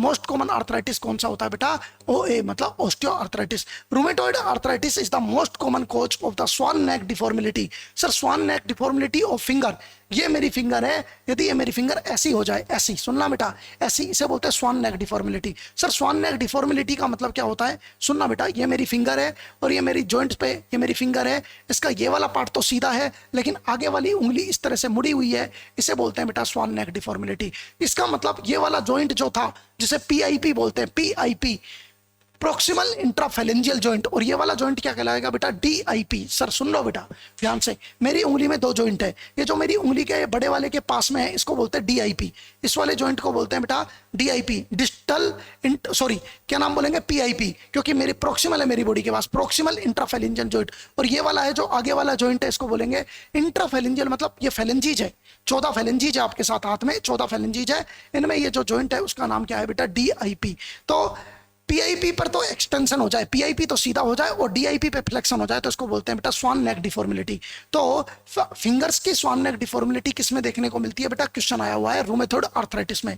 Rheumatoid arthritis में आपके सामने क्या में देखने को मिलती है, अर्थात आपके सामने तो देख सकते हो आप स्वान नेक डिफॉर्मिलिटी। तो क्या हो गया बेटा? स्वान neck डिफॉर्मिलिटी is classical feature of, ये वाला जॉइंट कौन सा है बेटा? पीआईपी, जो मुड़ा नहीं है, और डीआईपी आगे से मुड़ा हुआ है, पहली finger. Deformility is rheumatoid arthritis. किसकी बेटा? Rheumatoid arthritis. ये सारे क्वेश्चन है जो मैं आपसे पूछूंगा। रूमेटॉइड आर्थराइटिस की जो आपके सामने डिफॉर्मिलिटी है, इसका नाम क्या है बेटा? स्वान नेक डिफॉर्मिलिटी। क्या नाम है? स्वान नेक डिफॉर्मिलिटी। दूसरा क्वेश्चन आपके सामने आ सकता है, पीआईपी और डीआईपी में दूसरा क्वेश्चन आ सकता है, स्वान neck डिफॉर्मिलिटी is the rheumatoid. Sir क्या होता है स्वान नेक डिफॉर्मिलिटी में? क्या होता है? पीआईपी जॉइंट तो एक्सटेंड रहता है, पीआईपी ये वाला इधर देख सकते हो आप, ये वाला भाई साहब ऐसे मुड़ा ही नहीं है, ये वाला सीधा है, लेकिन आगे वाली जो उंगली है मुड़ी हुई है, इसे बोलेंगे डीआईपी जॉइंट तो फ्लेक्शन है, लेकिन पीआईपी जॉइंट पर क्या है? एक्सटेंशन। पीआईपी जॉइंट पे तो क्या मिलता है बेटा? एक्सटेंशन मिलता है, एक्सटेंशन सीधा मिलता है, एक्सटेंशन मिलता है, लेकिन जो डीआईपी जॉइंट है, डिस्टल इंट्राफेलेंजियल जॉइंट है, वो कैसा मिलेगा बेटा? फ्लेक्शन। इसे बोलते हैं बेटा आपके सामने स्वान नेक डिफॉर्मिलिटी। क्या बोलते हैं? Swan neck deformility. नेक्स्ट स्टेफोरस, स्टेफाइलोकोकल ओरस। बोन्स में जितनी भी डिजीज है, ऑस्टियोआर्थराइटिस, ये जो भी बोन्स की डिजीज में 50% से ज्यादा, 80% बोलूंगा, 80% एक ही ऑर्गेनिज्म जिम्मेदार होता है ऑर्थोपेडिक के अंदर, स्टेफोरस। क्या नाम है? Staph aureus. Staphylococcus aureus is the responsible for the more than 50% of the infection that cause, क्या होता है बेटा? जिसकी वजह से ऑस्टियोमाइलिटिस होता है। मैं तो बोल रहा हूँ ऑर्थो के अंदर एक ही ऑर्गेनिज्म सबसे मेन है जिसका नाम है स्टेफोरस। क्या नाम है? स्टेफोरस। नेक्स्ट इधर देख लो आपके सामने स्वान नेक डिफॉर्मिलिटी है। स्वान नेक डिफॉर्मिलिटी में क्या होता है? इधर देखो, स्वान नेक डिफॉर्मिलिटी में ये वाला जॉइंट तो क्या रहता है? फ्लेक्शन। ये वाला जॉइंट तो क्या रहता है? फ्लेक्शन। कौन सा? DIP joint. इस जॉइंट का नाम है पीआईपी, सॉरी क्या नाम है? पीआईपी। पीआईपी जॉइंट पे तो क्या है? एक्सटेंशन। पीआईपी पे एक्सटेंशन, और डीआईपी डिस्टल इंट्राफेलेंजियल जॉइंट यदि किसमें हो? फ्लेक्शन में हो, तो इसको बोलते हैं बेटा स्वान नेक डिफॉर्मिलिटी, जो किसके अंदर पाई जाती है? Rheumatoid arthritis. किसमें मिलती है? Rheumatoid arthritis. लेकिन ये जो है इसका उल्टा है, यहां पर पीआईपी जॉइंट है, ये तो प्रोक्सिमल इंट्राफेरेंशियल जॉइंट है, ये तो है फ्लेक्शन, और लेकिन जो आपके सामने ये वाला जॉइंट जिसको आप बोल रहे हो, ये वाला जॉइंट है जिसका नाम है डिस्टल इंट्रा, ये कैसा है बेटा? एक्सटेंड, और इसका नाम है बॉटनियर डिफॉर्मिलिटी। बॉटनियर डिफॉर्मिलिटी किसमें देखने को मिलती है? कॉलेज फ्रैक्चर में। किसमें?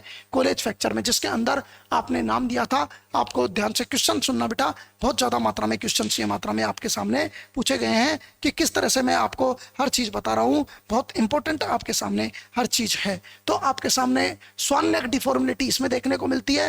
ट्रैक्शन में मैंने आपको रसेल स्किन ट्रैक्शन बताया था, ब्रेटन स्किन ट्रैक्शन बताया था, ये सारी चीज़ बताता है। तीसरा एक हेड हाल्टर ट्रैक्शन होता है, हेड हाल्टर ट्रैक्शन एक वर्ड होता है जिसका नाम है, ट्रैक्शन में ही एक होता है head halter halter traction, head halter traction. Sir ये किसके लिए देते हैं बेटा? For cervical deformity, for cervical, एक फीमर फ्रैक्चर के लिए था, एक सर्वाइकल वर्टिब्रा फ्रैक्चर के लिए आपके सामने। तो ये किसके लिए बेटा? सर्वाइकल अर्थात डिफॉर्मिलिटी या सर्वाइकल फ्रैक्चर। सर्वाइकल की कोई बोन फ्रैक्चर होगी तो उसमें कौन सा वाला ट्रैक्शन देते हैं बेटा? Head Holter traction. कौन सा? Head Holter. तो ये कौन सा है बेटा? बॉटरनियर डिफॉर्मिलिटी। और ये कौन सा है बेटा? आपके सामने स्वान नेक डिफॉर्मिलिटी। कौन सी है? स्वान नेक डिफॉर्मिलिटी में अर्थात फ्लेक्शन होता है डीआईपी पर और हाइपर एक्सटेंशन होता है किसका बेटा? पीआईपी का।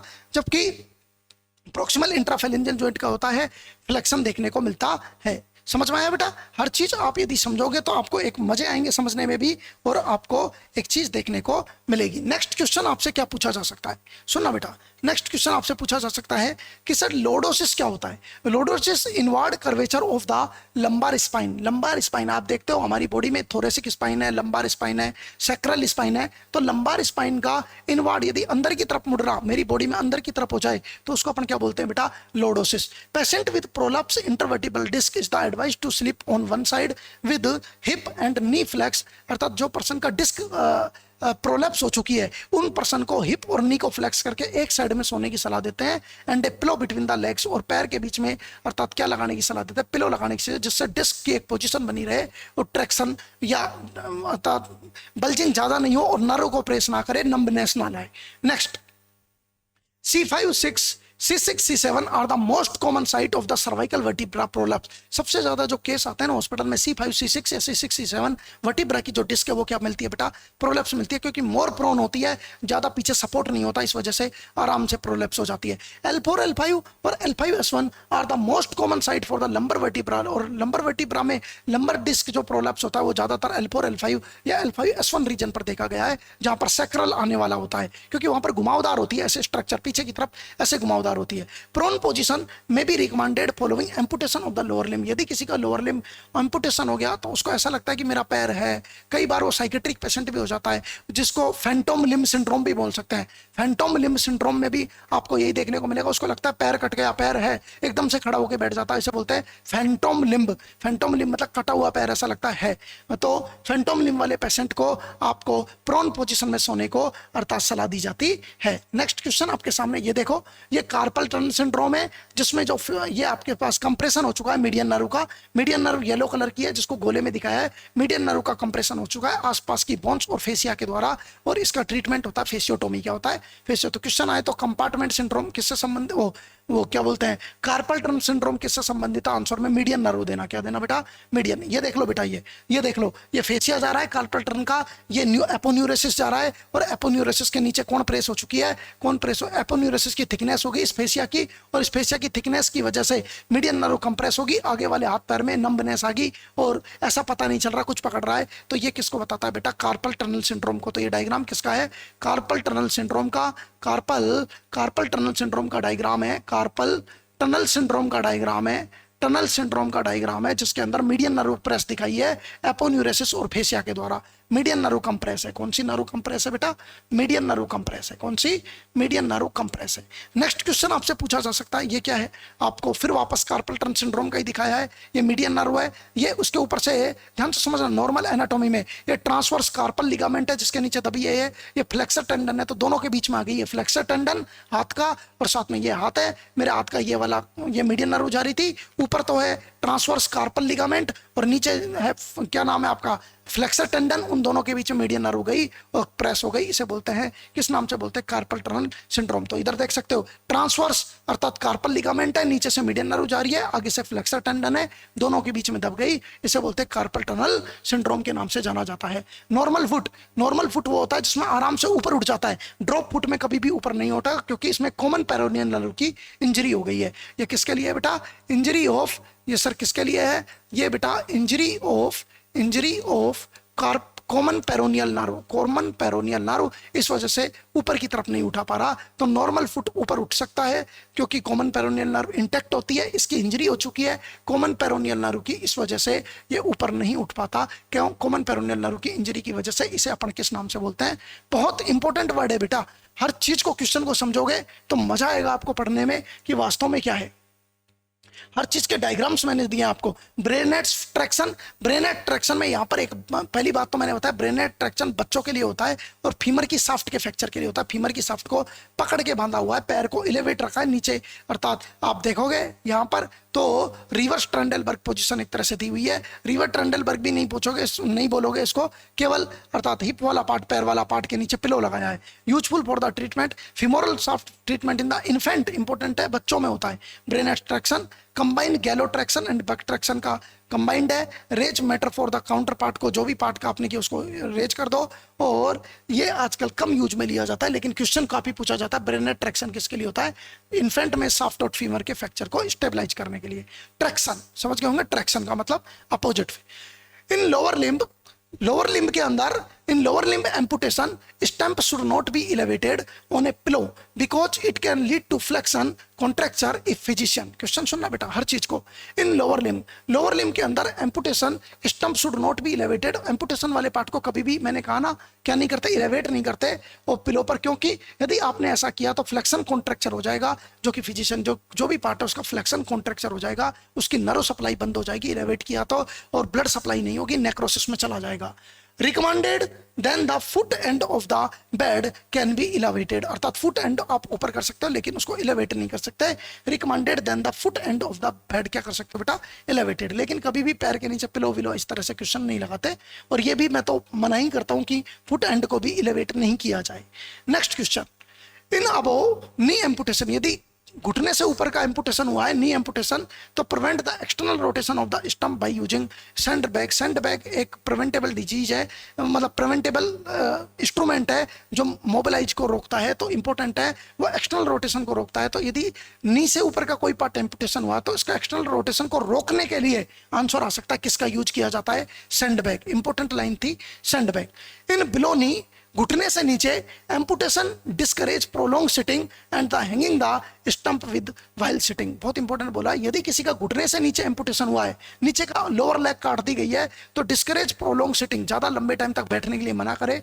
हैंगिंग, पैर को लटकाने के लिए मना करे, जब वो सिटिंग करे तो पैर को लटकाए नहीं, वरना ब्लड सप्लाई कम हो जाएगी, और ये बहुत दिक्कत की चीज है जो कई बार क्वेश्चन पूछे गए हैं। What is this? ये वही चीज है, types of the scoliosis. Sir scoliosis होता क्या है, पहले ये तो बता दो आप एक बार, स्कोलियोसिस होता क्या है? ध्यान से समझना, स्कोलियोसिस क्या होता है। आपके सामने आपने 3 चीज पढ़ी होगी, लोडोसिस, स्कोलियोसिस, और यहां देखो, आप इधर देखो, डायग्राम से समझो आप, इधर देखो, टाइप ऑफ स्कोलियोसिस। स्कोलियोसिस होता है आपके सामने, ये कौन सा पार्ट है?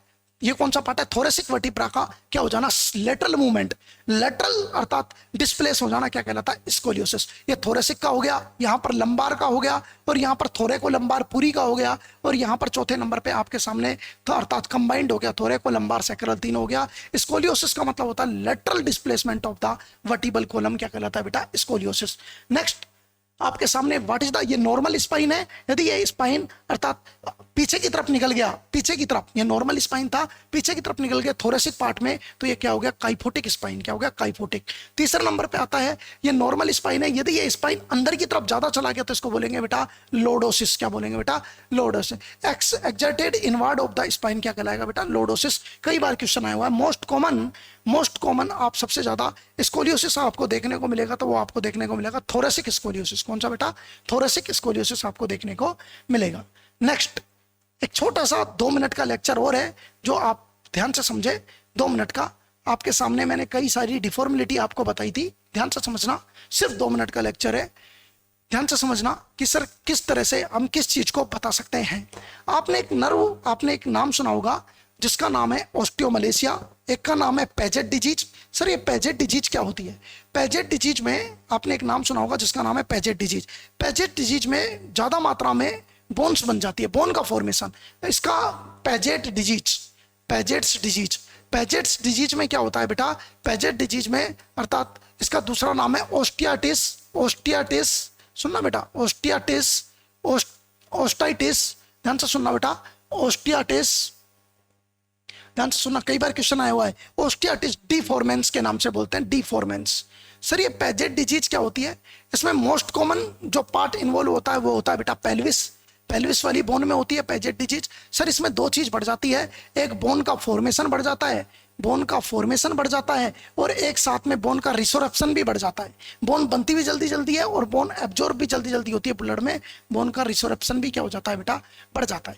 बोन का एब्जॉर्प्शन और बोन का रिसोरप्शन दोनों की दोनों बढ़ जाते हैं इसके अंदर। क्यों? क्योंकि इसमें बिकॉज ओस्टियोक्लास्ट डिफेक्ट हो जाता है। ओस्टियोक्लास्ट ऐसी जो बोन को खाने वाली सेल होती है उसको बोलते हैं ओस्टियोक्लास्ट, और जो बोन को बनाने वाली होती है उसे बोलते हैं ओस्टियोब्लास्ट। तो ओस्टियोक्लास्ट अर्थात क्या हो जाता है बेटा? एक तरह से ओस्टियोक्लास्ट का डिसऑर्डर है, डिफेक्ट हो जाता है। ओस्टियोक्लास्ट जो सेल है उसका डिफेक्ट हो जाता है, जिसकी वजह से कौन सी डिजीज हो जाती है? तो आपके सामने पेजेट डिजीज हो जाती है, जिसमें पेल्विस मोस्ट कॉमनली अफेक्टेड होती है। इसके अंदर कैल्शियम फॉस्फेट दोनों कैसे मिलते हैं? नॉर्मल मिलते हैं, बट जो सीरम एल्कलाइन फॉस्फेटेज है, ALP हार्मोन है, वो आपको कैसा मिलता है बेटा? बढ़ा हुआ। ये क्वेश्चन आए हुए क्वेश्चन है, इसलिए बात कर रहा हूं। Same to same calcium phosphate बढ़े हुए हैं आपके सामने, और ये आपके सामने देखने को मिलता है। ऑस्टियोपोरोसिस की बात कर ली, एक डिजीज छोटी सी होती है जिसका नाम है हाइपोफॉस्फेटेमिक रिकेट्स। हाइपोफॉस्फेटेमिक रिकेट्स के नाम से कई बार आता है क्वेश्चन। हाइपोफॉस्फेटेमिक रिकेट्स क्या होता है? हाइपोफॉस्फेटेमिक रिकेट्स का मतलब है फास्फोरस की मात्रा कम है, लेकिन एक हार्मोन बढ़ा हुआ है। नॉर्मल आपको नॉर्मल मिलेगा, कैल्शियम नॉर्मल मिलेगा, PTH हार्मोन नॉर्मल मिलेगा, आपको विटामिन डी भी नॉर्मल मिलेगा। इसमें विटामिन डी भी कैसा मिलेगा? नॉर्मल मिलेगा। बट जो ALP हार्मोन है वो कैसा मिलेगा बेटा? बढ़ा हुआ मिलेगा। अभी कुछ दिन पहले नीट PG का एग्जाम था। नीट PG जो MBBS के बाद होता है, नीट PG, उसमें क्वेश्चन पूछा गया था, एक डाटा दिया गया था, कैल्शियम का वैल्यू 9 से 11 के बीच में नॉर्मल दिया था, PTH हार्मोन का वैल्यू नॉर्मल दिया था, विटामिन डी का वैल्यू नॉर्मल दिया था, लेकिन ALP बढ़ा हुआ था। और पूछा था ये कौन सी डिजीज है? ओस्टियोपोरोसिस है। ये क्या है? तो आंसर में गया था हाइपोफॉस्फेटिक रिकेट्स है। क्या है? हाइपोफॉस्फेटिक रिकेट्स है। दूसरा क्वेश्चन पूछा था, वहां पर एक क्वेश्चन पूछा गया था, एक ध्यान से समझना, दूसरा question NEET PG of MBBS के बाद जो नीट PG होता है उसमें दूसरा क्वेश्चन पूछा गया था which is formal thought disorder. Sir formal thought disorder क्या होता है? फॉर्मल थॉट डिसऑर्डर आपको साइकेट्री में पढ़ने को मिलता है। साइकेट्री में फॉर्मल थॉट डिसऑर्डर ऑप्शन में था आपके सामने ऑब्सेशन, दूसरे नंबर पे आपके पास में था बेटा थॉट इंसर्शन। कोई ऐसा लगता है पेशेंट को कि थॉट मेरे अंदर कोई डाल रहा है, कोई किसी के ऊपर मेरा कंट्रोल है, थॉट मेरे अंदर डाल रहा है, थॉट इंसर्शन। और तीसरे नंबर पे था आपके सामने डीरेलमेंट, और चौथे नंबर पे आपके सामने था कि एक एग्जांपल थॉट इंसर्शन, डीरेलमेंट, और आपके सामने क्या था? फोर्थ नंबर पे आपके सामने मेनिया। तो आंसर आपको पता होना चाहिए कि फॉर्मल थॉट डिसऑर्डर में कौन आता है। फॉर्मल थॉट डिसऑर्डर होता है कि फॉर्मल थॉट डिसऑर्डर में थॉट के बनने में कोई दिक्कत आ रही है, थॉट के बनने में। सर थॉट इंसर्शन का मतलब है कोई अंदर डाल रहा है, तो आपको ऑब्सेशन कंटेंट ऑफ थॉट का डिसऑर्डर है, नॉट फॉर्मल का। कंटेंट ऑफ थॉट बार बार बंदे को लगता है कुंडी खुली रह गई, बार बार बदलने जाता है, इसे बोलते हैं ऑब्सेशन। दूसरा आता है thought insertion is the possession of thought का डिसऑर्डर है। पजेशन ऑफ थॉट की मतलब कोई थॉट मेरे माइंड में रख रहा है, थॉट इंसर्शन, थॉट विड्रॉल, किसी को लग रहा है मेरे अंदर थॉट डाल रहा है, थॉट चुरा रहा है, थॉट को मेरे आइडिया कोई थॉट ब्रॉडकास्ट, ये thought insertion, thought exertion, thought broadcast, all three are the possession of thought के डिसऑर्डर है। और डिरेलमेंट इज द अर्थात formal thought disorder. Formal thought disorder कौन है बेटा? डिरेलमेंट। क्योंकि उसमें पेशेंट क्या काम करता है, एक बार ट्रैक पे चलता रहता है, बात करते करते फिर कहीं और की बात करने लग जाता है, इसे बोलते हैं थॉट को बनने में दिक्कत आ रही है, formal thought disorder, derailment. Mania तो आप जानते हो। एक क्वेश्चन परसों एग्जाम में था, नीट PG एग्जाम में, नीट PG 2021 में एक क्वेश्चन था, क्वेश्चन पूछा गया था, क्वेश्चन नंबर 2 क्वेश्चन पूछा गया था, ए पर्सन हाइपर हैप्पीनेस, बहुत ज्यादा हैप्पीनेस है, हाइपर हैप्पीनेस, बहुत ज्यादा हैप्पीनेस है, और excessive happiness, excessive sexual behaviour, बहुत ज्यादा मात्रा में सेक्सुअल बिहेवियर कर रहा है, मतलब हाइपर सेक्सुअलिटी है उसके अंदर, एक पर्सन है, सेक्सुअल बिहेवियर। साथ में सूडो हेलुसिनेशन पाया जाता है। तो बताइए बीमारी कौन सी है? सूडो डिसऑर्डर प्रेजेंट, ये कौन से डिसऑर्डर है, विच डिसऑर्डर। ए ऑप्शन में था हाइपोमेनिया, बी में था साइजोफ्रेनिया में भी डोपामिन बढ़ता है, आप सभी को पता है। साइजोफ्रेनिया जिसमें सेरोटोनिन और डोपामिन दोनों बढ़ते हैं। और थर्ड नंबर पे था मेनिया, और चौथे नंबर पे आपके था क्लथ्रीमेनिया। आप सभी को पता होना चाहिए कि हाइपर सेक्सुअलिटी, हाइपर खुशी, एक्सेसिव सेक्सुअल बिहेवियर और pseudo hallucination are also present in the mania. किसमें प्रेजेंट होता है बेटा, मेनिया में प्रेजेंट होता है। किसमें, मेनिया में। साइजोफ्रेनिया में ये नहीं होता। साइजोफ्रेनिया में यूजेन ब्लोर ने साइजोफ्रेनिया नाम दिया था। ये अलग तरह का क्वेश्चन था जो आपसे पूछा गया था, बहुत इंपॉर्टेंट। ऐसे बहुत सारे क्वेश्चन थे जो बिल्कुल सिंपल थे और आपसे पूछे जाते हैं और आपके यहाँ पर भी देखने को मिल सकते हैं। लास्ट एंड फाइनल आपसे 5 मिनट और मैं बात करने जा रहा हूं, एक छोटा सा बात करने जा रहा हूं कि सर जो आपके सामने आपने बताया था पेजेट डिजीज, ये जो पेजेट डिजीज था इसकी ड्रग ऑफ चॉइस क्या है। पेजेट डिजीज जो आपने बताया था इसकी ड्रग ऑफ चॉइस है बेटा बिसफोस्फोनेट। कौन सी है बेटा, बिसफोस्फोनेट। क्या नाम है, bisphosphonate is the drug of choice of the Paget disease, जिसके अंदर एक एक्सरे में इवोरी वर्टिब्रा भी देखने को मिलती है। इवोरी वर्टिब्रा एक्सरे में इवोरी वर्टिब्रा, चमकीली वर्टिब्रा देखने को मिलती है। ये भी इसका एक कैरेक्टरिस्टिक फीचर में आता है। नेक्स्ट लास्ट आप सभी को पता है मस्कुलो स्केलेटन सिस्टम। सुनना बेटा, लास्ट 5 मिनट का सुनना बेटा। स्केलेटन सिस्टम ढंग से देखना इस लेक्चर को, बहुत इंपॉर्टेंट लेक्चर है आप लोगों के लिए, आपके लिए बहुत इंपॉर्टेंट लेक्चर है कि आपको बहुत कुछ सीखने को मिलेगा, हमेशा सीखने को मिलेगा। निधि आज की बात नहीं, हमेशा सीखने को मिलेगा मेरे लेक्चर्स में। स्केलेटन सिस्टम क्या होता है, ये तो क्रैश कोर्स है, जब हम फुल कोर्स पढ़ाएंगे उसमें बहुत कुछ सीखने को मिलेगा आपको। स्केलेटन सिस्टम में आप सभी को पता है 206 बोन्स होती है और 206 बोन्स में दो तरह का एक होता है बेटा एक्जियल, क्योंकि कई बार क्वेश्चन पूछे जाते हैं, और दूसरा होता है बेटा अपेंडिकुलर। कौन सा होता है बेटा, अपेंडिकुलर सिस्टम। सर एक्जियल के अंदर आप सभी को पता है जिसका छोटा नाम उसमें कम बोन और जिसका जितना बड़ा नाम उसमें उतनी ज्यादा बोन, 126 बोन होती है अपेंडिकुलर में। अपेंडिकुलर का मतलब होता है कि अपेंडिजीज का मतलब होता है हाथ पैर का मतलब होता है एक्सट्रीमिटीज की बोन आएगी इसमें, एक्सट्रीमिटीज की बोन को इंक्लूड करते हैं, क्योंकि अपेंडिजीज का मतलब होता है हाथ पैर, और एक्जियल का मतलब होता है एक्सिस बोन आएगी, जो भी मेरे बॉडी का ये एक्सिस है, इस एक्सिस की बोन सारी मैं इसमें काउंट करूंगा, और बाकी एक्जियल बोन्स आएगी। कौन सी आएगी, एक्जियल बोन। तो यदि मैं बात करूं एक्जियल, कौन से वाले की बात करूं बेटा, एक्जियल अर्थात स्केलेटन की बात करूं, एक्जियल स्केलेटन की आपको बात करूं तो इसमें कितनी बोन होती है बेटा, 80 बोन होती है। कितनी बोन होती है बेटा, एक्जियल सिस्टम में कितनी बोन होती है, आपके सामने 80 बोन देखने को मिलती है। कितनी होती है बेटा, 80 बोन आपको देखने को मिलती है। और इस 80 बोन की यदि मैं बात करूं तो 80 में कौन कौन सी बोन होती है आपके सामने, आप सभी को पता है। 80 के अंदर स्कल के अंदर कितनी होती है, स्कल के अंदर टोटल 22 बोन होती है, जिसमें से 14 तो फेस की बोन होती है और 8 क्रेनियम की बोन होती है। क्रेनियम की बोन का मतलब हो गया टेम्पोरल, फ्रंटल, 2 पैराइटल, 1 ऑक्सीपिटल, समझ रहे हो मेरी बात। साथ में आपके सामने 1 एथमोइड, 1 स्पिनोइड, तो ये आपके टोटल कितनी बोन होती है, आपके 8 बोन होती है। समझ रहे हो बेटा। तो ये क्वेश्चन हो गए, तो ये आपके पास में पूछा जा सकता है कि सर स्कल में कितनी बोन होती है, 22 बोन होती है। सर टोटल 80 कैसे काउंट करोगे आप, आपके सामने एक स्कल के अंदर टोटल बोन कितनी होगी बेटा, 22, कितनी होगी, 22 बोन हो गई। इसके अलावा malleus, incus, stapes, miss bone, दोनों कान की बोन टोटल कितनी हो गई, 6, 3 इस कान में 6। इसके अलावा एक हायोड बोन हो जाएगी।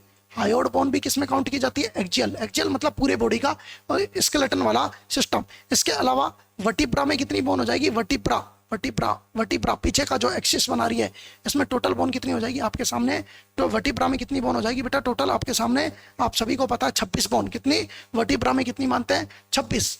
कितना मानते हैं बेटा, 26, क्योंकि सैक्रम की 4 मिलकर 1 हो जाती है और कोकिक्स की 5 मिलकर 1 हो जाती है। तो आप सभी को पता है वर्टिब्रा में टोटल बोन 26, और जो आपका रिब्स है, रिब्स कितनी होती है, 24, और थोरेक्स में रिब्स के अलावा और क्या होता है, स्टर्नम। कौन होता है बेटा, स्टर्नम कितना होता है, 1। तो टोटल मिलाओगे तो कितनी बोन हो जाएगी आपके सामने, 80। Same to same appendicular system, कौन सा सिस्टम होता है बेटा, अपेंडिकुलर सिस्टम। कौन सा सिस्टम होता है बेटा, अपेंडिकुलर सिस्टम। इसमें बोन होती है 126 बोन होती है आपके सामने। 126 में सीधी सी बात है, 2 तो गर्डल हो गई, एक का नाम है पेक्टोरल गर्डल, जो मेरे हाथ की ये वाली गर्डल है, जिसमें ह्यूमरस का हेड जाके फिट हो रहा है, पेक्टोरल गर्डल। और दूसरा होता है आपके सामने कौन सी बेटा, पेल्विस। पेल्विस, पेल्विस में 2 बोन होती है, दोनों हिप बोन होती है, 2 हिप बोन होती है जिसको इनोमिनेट बोन भी कहते हैं, इनोमिनेट। पेक्टोरल गर्डल में 4 बोन होती है जिसमें 2 क्लेविकल और 2 scapula, 2 clavicle plus 2 scapula. Total bone आपके सामने कितनी होगी बेटा, 4 बोन हो गई, 4 2 6। और इसके अलावा अपर लिम्ब में कितनी होती है, दोनों अपर लिम्ब में कितनी बोन होती है बेटा आपके सामने 60, और लोअर लिम्ब में भी कितनी होती है बेटा 60, लोअर लिम्ब में कितनी होती है 60।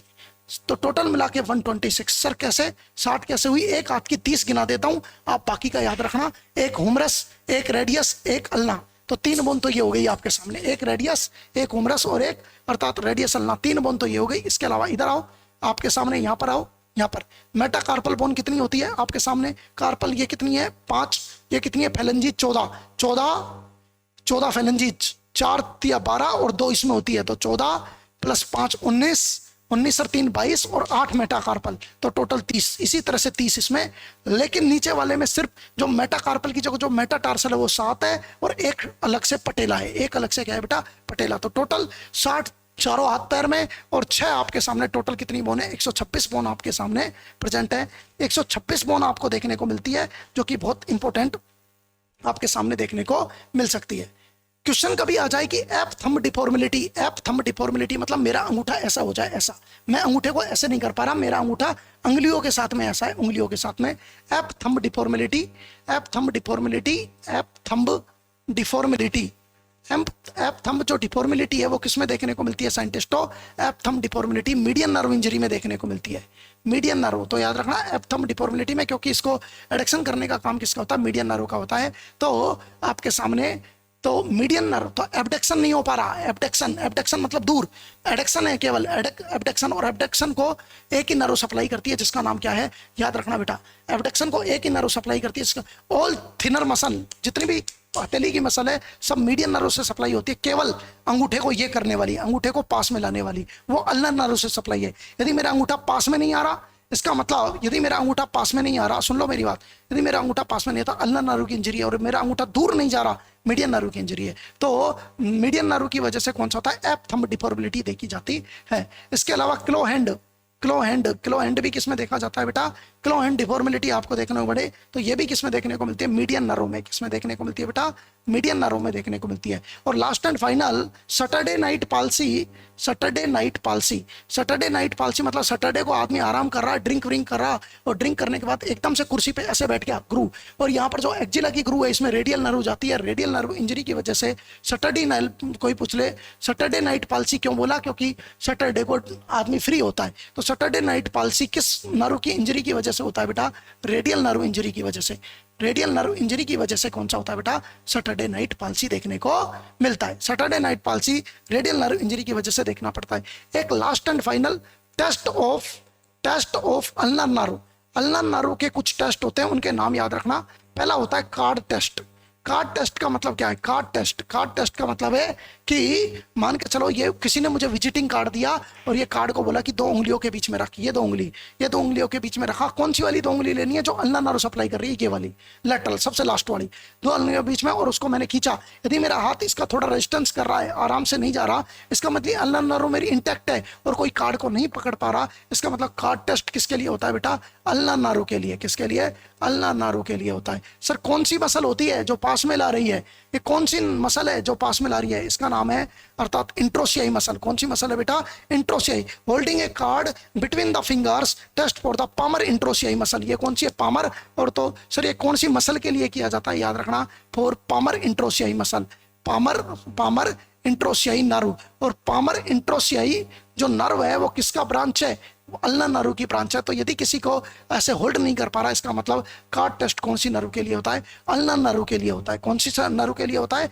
अल्नर नर्व के लिए होता है। एक टेस्ट होता है बुक टेस्ट, एक टेस्ट होता है बुक टेस्ट, ये भी कौन सी नर्व के लिए करते हैं, बुक टेस्ट, ये भी किसके लिए करते हैं, अल्नर नर्व के लिए। सर इसमें क्या करते हैं, मैं किसी भी एक बुक को कोई भी एक बुक को इस तरह से पकड़ूंगा, इस तरह से दोनों अंगूठे से पकड़नी है मेरे को। यदि दोनों अंगूठे से पकड़नी नहीं जा रही मेरी बुक, ये दोनों अंगूठे से यदि मेरी बुक नहीं पकड़ी जा रही, इसका मतलब मेरी ही एडक्टर पॉलिसीज है। जो एडक्टर पॉलिसीज मसल है, एडक्टर पॉलिसीज मसल जिसकी अर्थात जो सप्लाई होती है वो कौन सी होती है बेटा? आपके सामने एडक्टर पॉलिसीज मसल है जिसकी जो सप्लाई होती है वो मेनली एडक्टर पॉलिसी जो मसल है उसकी जो सप्लाई होती है वो क्या होती है आपके सामने? ध्यान से समझना, एडक्टर पॉलिसीज मसल उसकी सप्लाई होती है अल्नर नर्व, और all muscles are the supplied by the median nerve.